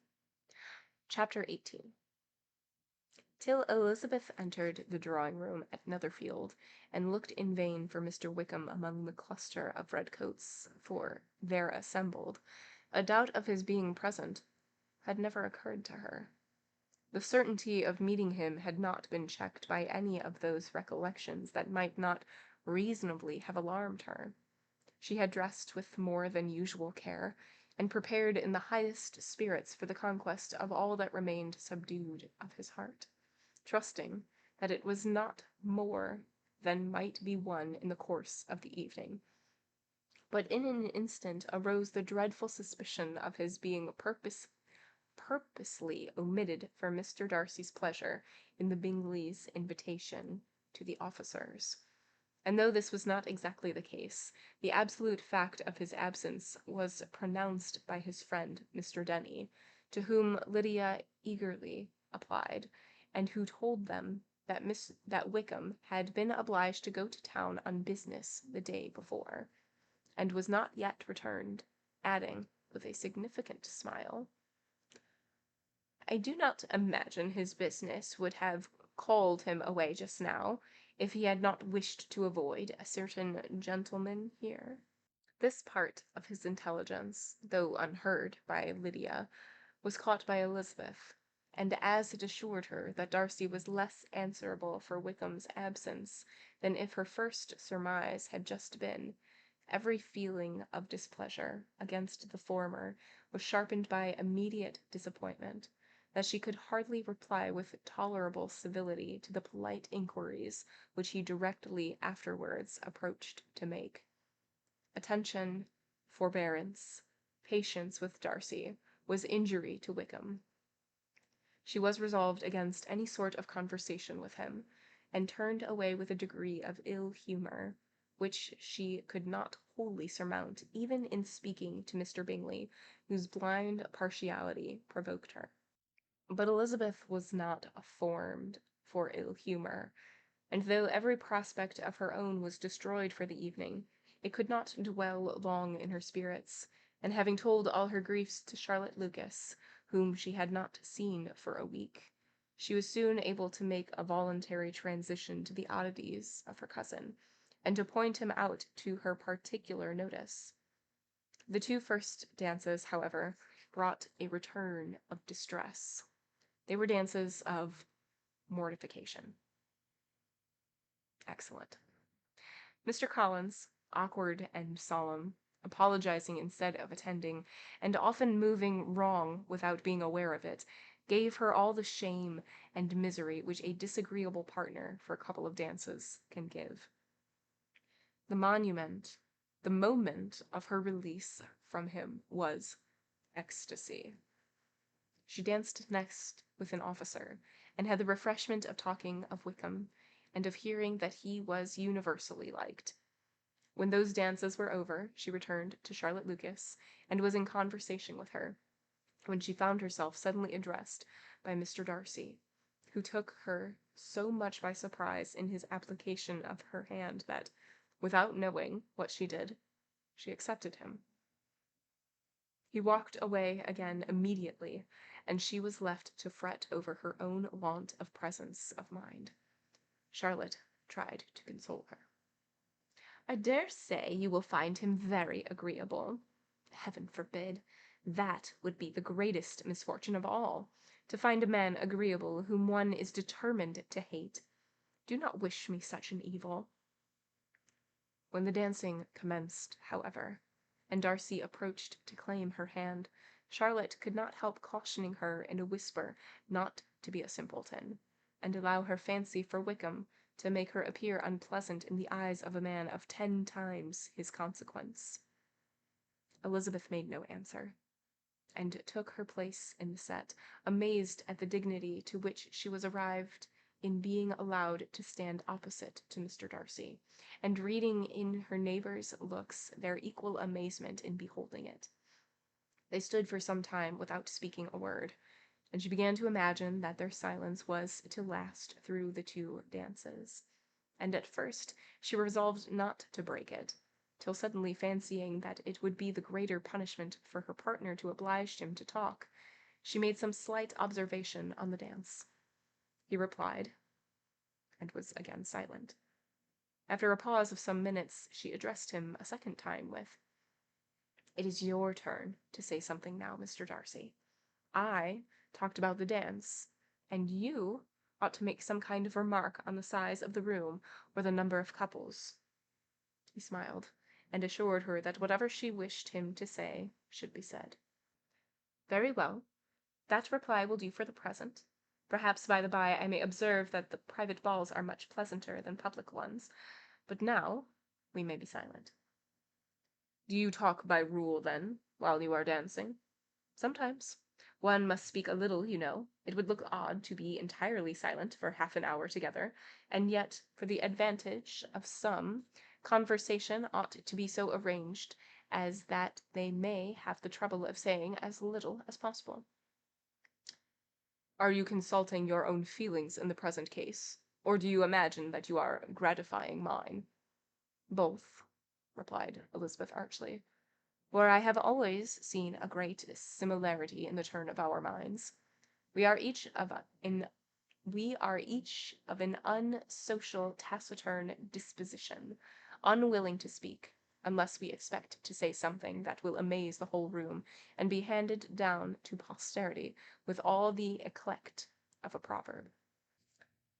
"This is no very striking resemblance of your own character, I am sure," said he. "How near it may be to mine, I cannot pretend to say. You think it a faithful portrait, undoubtedly. I must not decide on my own performance." He made no answer, and they were again silent, till they had gone down the dance. And when he asked her if she and her sisters did not very often walk to Meryton, she answered in the affirmative, and, unable to resist the temptation, added, "While you met us there the other day, we had just been forming a new acquaintance." The effect was immediate. A deeper shade of hauteur overspread his features, but he said not a word, and Elizabeth, though blaming herself for her own weakness, could not go on. At length Darcy spoke, and in a constrained manner said, "Mr. Wickham is blessed with such happy manners as may ensure his making friends. Whether he may be equally capable of retaining them is less certain." "Well, he may have been so lucky as to lose your friendship," replied Elizabeth with emphasis, "and in a manner which he is likely to suffer from all his life." Darcy made no answer, and seemed desirous of changing the subject. At that moment, Sir William Lucas appeared close to him, meaning to pass through the set to the other side of the room, but on perceiving Mr. Darcy, he stopped with a bow of superior courtesy to compliment him on his dancing and his partner. "I have been most highly gratified indeed, my dear sir. Very, okay, whatever. Miss Eliza," glancing at her sister and Bingley, "and shall take place. What congratulations will then flow in. I appeal to Mr. Darcy, but let me not interrupt you, sir. You will not thank me for detaining you from the bewitching converse of that young lady whose bright eyes are so upbraiding me." The latter part of this address was scarcely heard by Darcy, but Sir William's allusions to his friend seemed to strike him forcibly, and his eyes were directed with a very serious expression towards Bingley and Jane, who were dancing together. Recovering himself, however shortly, he turned to his partner, and said, "Sir William's interruption has made me forget what we were talking of." "I do not think we were speaking at all. Sir William could not have interrupted any two people in the room who had less to say for themselves. We have tried 2 or 3 subjects already without success, and what we are to talk of next I cannot imagine." "What think you of books?" said he, smiling. "Books? Oh no. I am sure we never read the same, or not with the same feelings." "I am sorry you think so. But if that be the case, there can at least be no want of subject. We may compare our different opinions."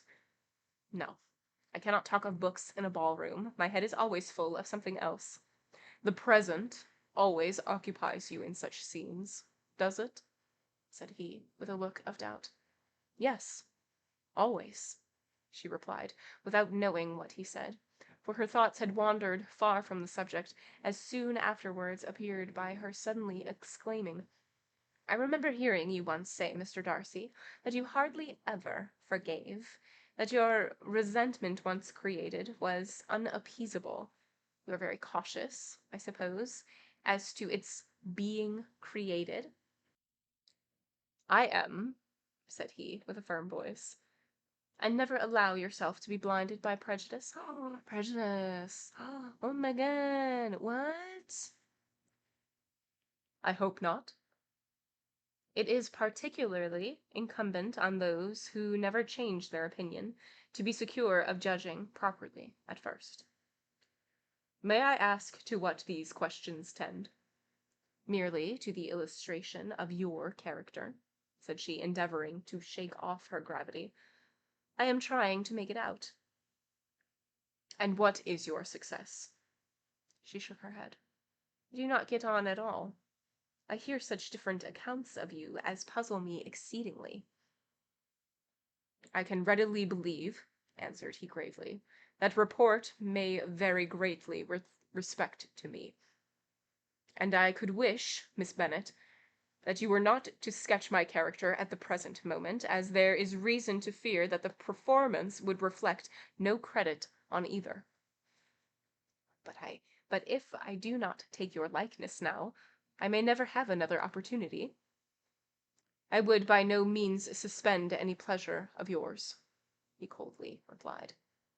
She said no more, and they went down the other dance, and parted in silence, on each side dissatisfied, though not to an equal degree. For in Darcy's breast there was a tolerable, powerful feeling towards her, which soon procured her pardon, and directed all his anger against another.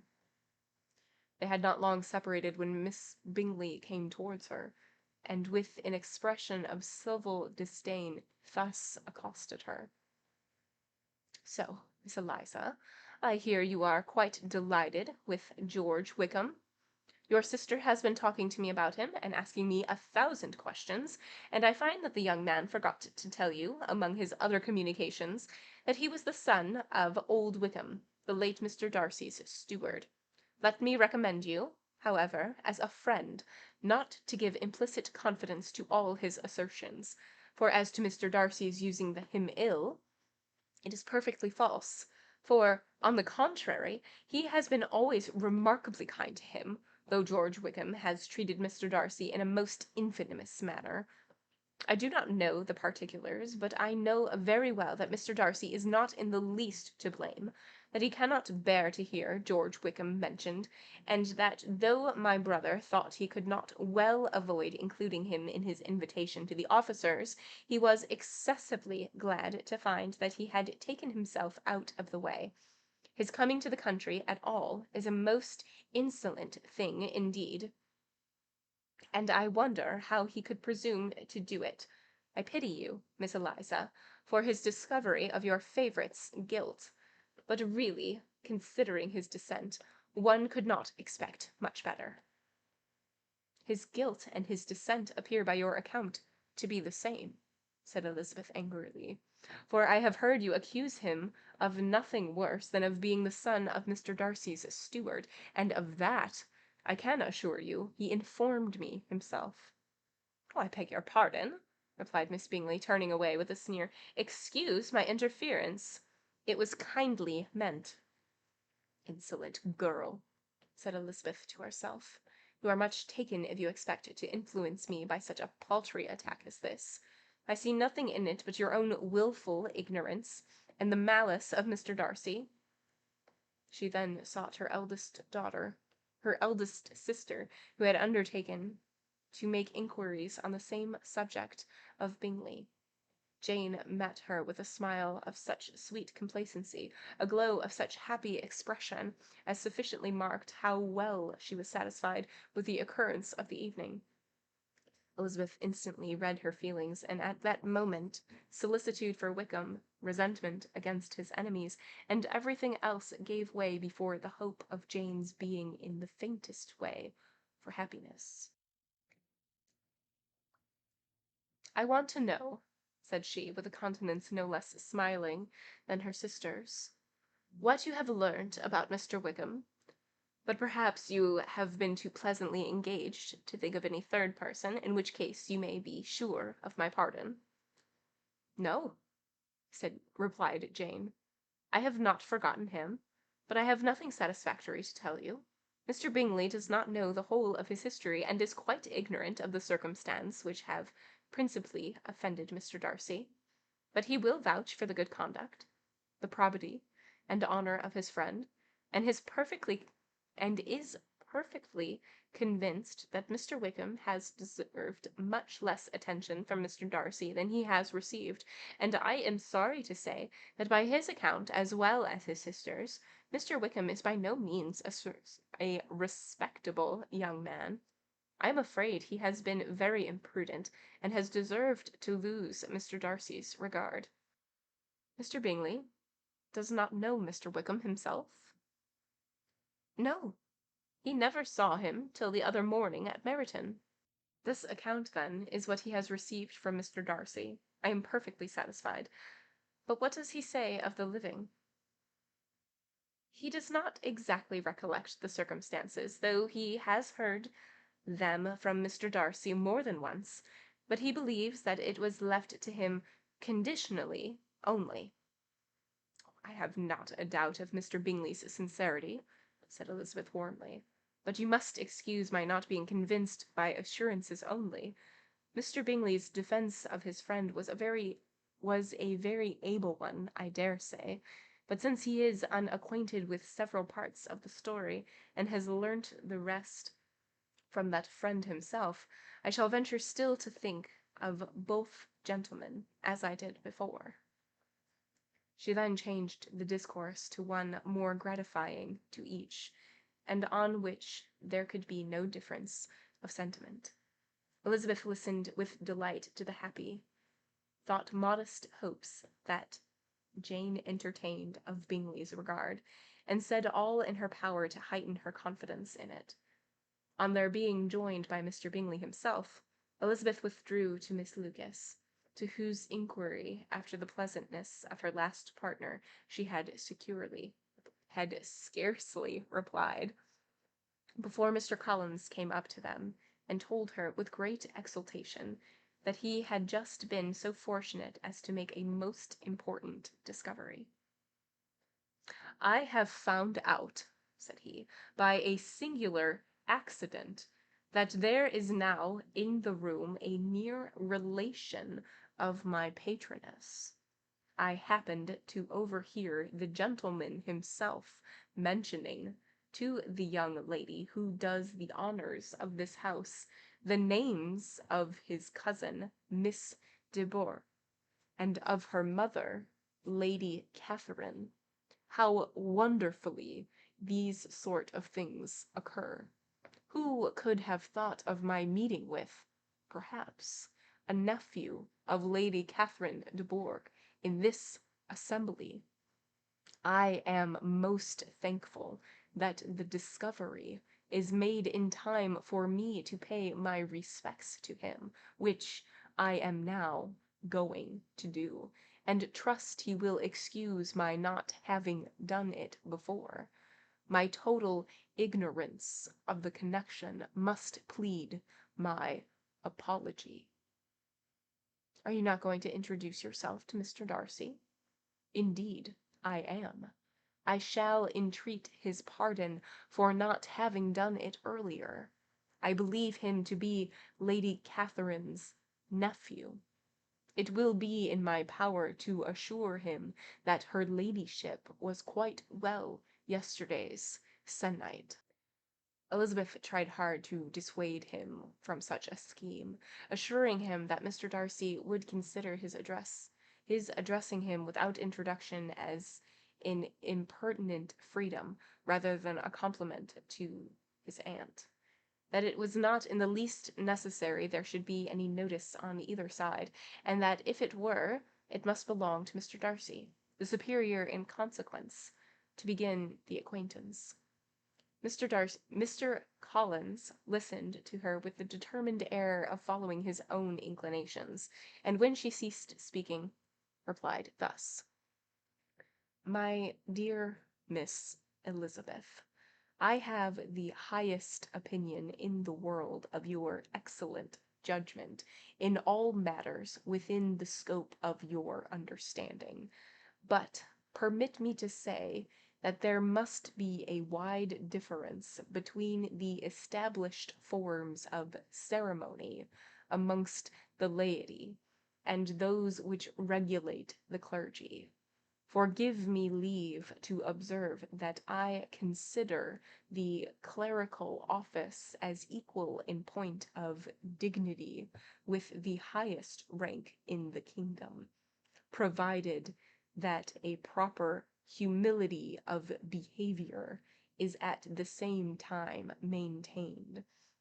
You must therefore allow me to follow the dictates of my conscience on this occasion, which leads me to perform what I look on as a point of duty. Pardon me for neglecting to profit by your advice, which on every other subject shall be my constant guide, though in the case before us I consider myself more fitted by education and habitual study to decide on what is right than a young lady like yourself. And with a low bow, he left her to attack Mr. Darcy, whose reception of his advances she eagerly watched, and whose astonishment at being so addressed was very evident. Her cousin prefaced his speech with a solemn bow, and though she could not hear a word of it, she felt as if hearing it all, and saw in the motion of his lips the words apology, Hunsford, and Lady Catherine de Bourgh. It vexed her to see him expose himself to such a man. Mr. Darcy was eyeing him with unrestrained wonder, and when at last Mr. Collins allowed him time to speak, replied with an air of distant civility. Mr. Collins, however, was not discouraged from speaking again, and Mr. Darcy's contempt seemed abundantly increasing with the length of his second speech, and at the end of it he only made him a slight bow and moved another way. Mr. Collins then returned to Elizabeth. "I have no reason, I assure you," said he, "to be dissatisfied with my reception. Mr. Darcy seemed much pleased with the attention. He answered me with the most civility, and even paid me the compliment of saying that he was so convinced of Lady Catherine's discernment as to be certain she could never bestow a favor unworthily. It was really a very handsome thought. Upon the whole, I am much pleased with him." As Elizabeth had no longer any interest of her own to pursue, she turned her attention almost entirely on her sister, and Mr. Bingley, and the train of agreeable reflections which her observations gave birth to made her perhaps almost as happy as Jane. She saw her in idea settled in that very house in all the felicity which a marriage of true affection could bestow, and she felt capable under such circumstances of endeavouring even to like Bingley's two sisters. Her mother's thoughts, she plainly saw, were bent the same way, and she determined not to venture near her, lest she might hear too much. When they sat down to supper, therefore, she considered it a most unlucky perverseness which placed them within one of each other, and deeply was she vexed to find that her mother was talking to that one person, Lady Lucas, freely, openly, and of nothing else but of her expectation that Jane would soon be married to Mr. Bingley. It was an animating subject, and Mrs. Bennet seemed incapable of fatigue while enumerating the advantages of the match.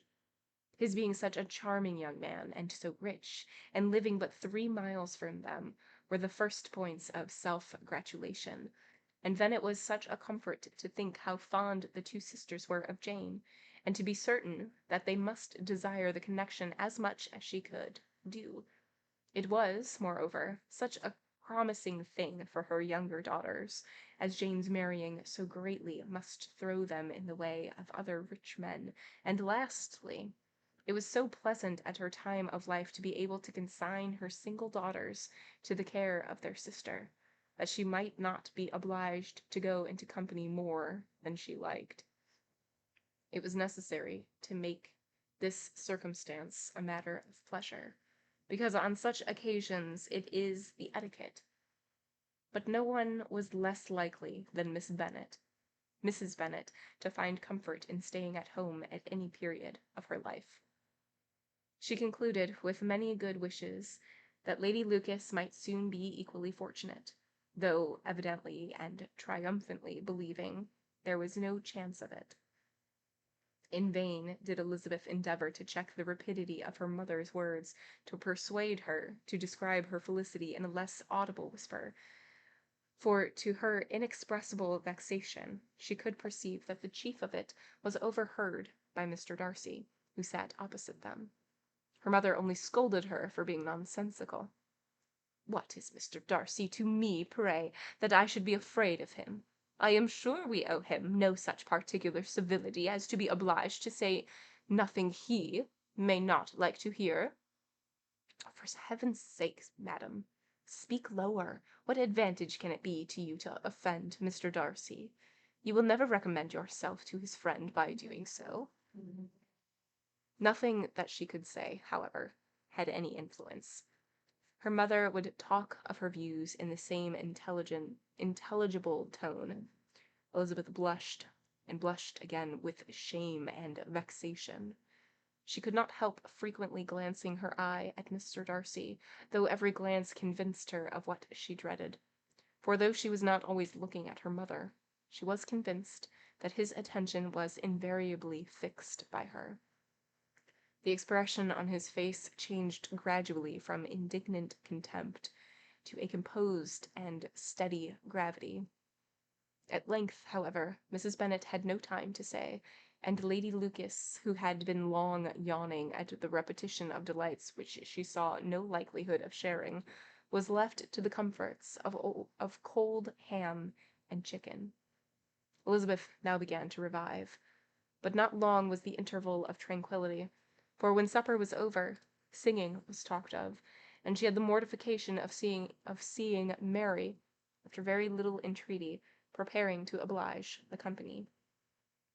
By many significant looks and silent entreaties did she endeavour to prevent such a proof of compliance, but in vain. Mary would not understand them. Such an opportunity of exhibiting was delightful to her, and she began her song. Elizabeth's eyes were fixed on her with most painful sensations, and she watched her progress through the several stanzas with an impatience which was very ill rewarded at their close. For Mary, on receiving amongst the thanks of the table the hint of a hope that she might be prevailed on to favour them again, after the pause of half a minute, began another. Mary's powers were by no means fitted for such a display. Her voice was weak, and her manner affected. Elizabeth was in agonies. She looked at Jane to see how she bore it, but Jane was very composedly talking to Bingley. She looked at his two sisters, and saw them making signs of derision at each other, and at Darcy, who continued, however, impenetrably grave. She looked at her father to entreat his interference, lest Mary should be singing all night. He took the hint, and when Mary had finished her second song, said aloud, "That will do extremely well, child. You have delighted us long enough. Let the other ladies have time to exhibit." Mary, though pretending not to hear, was somewhat disconcerted, and Elizabeth, sorry for her, and sorry for her father's speech, was afraid her anxiety had done no good. Others at the party were now applied to it. "If I," said Mr. Collins, "were so fortunate as to be able to sing, I should have great pleasure, I am sure, in obliging the company with an air, for I consider music as a very innocent diversion, and perfectly compatible with the profession of a clergyman. I do not mean, however, to assert that we can be justified in devoting too much of our time to music, for there are certainly other things to attend to. The rector of a parish have much to do. In the first place, he must make such an agreement for tithes as may be beneficial to himself and not offensive to his patron. He must write his own sermons, and the time that remains will not be too much for his parish duties, and the care and improvement of his dwelling, which he cannot be excused from making as comfortable as possible. And I do not think it of light importance that he should have attentive and conciliatory manners towards everybody, especially towards those to whom he owes his preferment. I cannot acquit him of that duty, nor could I think well of the man who should omit in occasion of testifying his respect towards anybody connected with the family. And with a bow to Mr. Darcy, he concluded his speech, which had been spoken so loud as to be heard by half the room. Many stared, many smiled, but no one looked more amused than Mr. Bennet himself, while his wife seriously commended Mr. Collins for having spoken so sensibly, and observed in a half-whisper to Lady Lucas that he was a remarkably clever, good kind of young man. To Elizabeth it appeared that had her family made an agreement to expose themselves as much as they could during the evening, it would have been impossible for them to play their parts with more spirit or finer success. And happy did she think of it for Bingley and her sister, that some of the exhibition had escaped his notice, and that his feelings were not of a sort to be much distressed by the folly which he must have witnessed. That his two sisters and Mr. Darcy, however, should have such an opportunity of ridiculing her relations was bad enough, and she could not determine whether the silent contempt for the gentlemen or the insolent smiles of the ladies were more tolerable. The rest of the evening brought her little amusement. She was teased by Mr. Collins, who continued more perseveringly by her side, and though he could not prevail with her to dance with him again, put it out of her power to dance with others. In vain did she entreat him to stand up with somebody else, and offer to introduce him to any young lady in the room.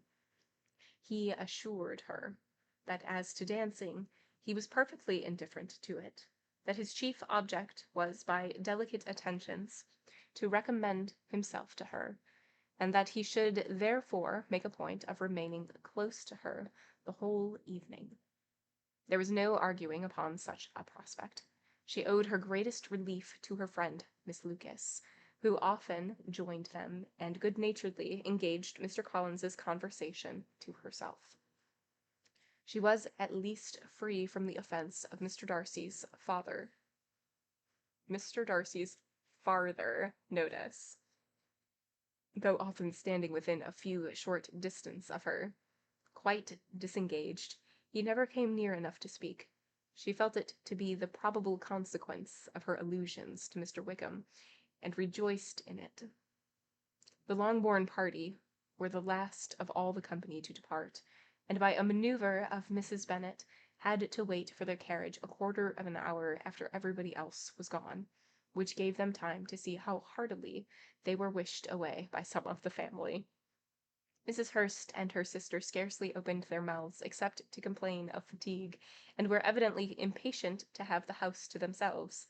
They repulsed every attempt by Mrs. Bennet at conversation, and by so doing threw a languor over the whole party, which was very little relieved by the long speeches of Mr. Collins, who was complimenting Mr. Bingley and his sisters on the elegance of their entertainment, and the hospitality and politeness which had marked their behaviour to their guests. Darcy said nothing at all. Mr. Bennet, in equal silence, was enjoying the scene. Mr. Bingley and Jane were standing together, a little detached from the rest, and talked only to each other. Elizabeth preserved as steady a silence as either Mrs. Hurst or Miss Bingley, and even Lydia was too much fatigued to utter more than the occasional exclamation of "Lord, how tired I am!" accompanied by a violent yawn. When at length they arose to take leave, Mrs. Bennet was most pressingly civil in her hope of seeing the whole family soon at Longbourn, and addressed herself particularly to Mr. Bingley to assure him how happy he would make them, by eating a family dinner with them at any time, without the ceremony of a formal invitation. Bingley was all grateful pleasure, and he readily engaged for taking the earliest opportunity of waiting on her. After his return from London, whither it was obliged to go the next day for a short time, Mrs. Bennet was perfectly satisfied, and quitted the house under the delightful persuasion that, allowing for the necessary preparations of settlements, new carriages, and wedding clothes, she should undoubtedly see her daughter settled at Netherfield in the course of 3 or 4 months. Of having another daughter married to Mr. Collins, she thought with equal certainty, and with considerable, though not equal pleasure. Elizabeth was the least dear to her of all her children.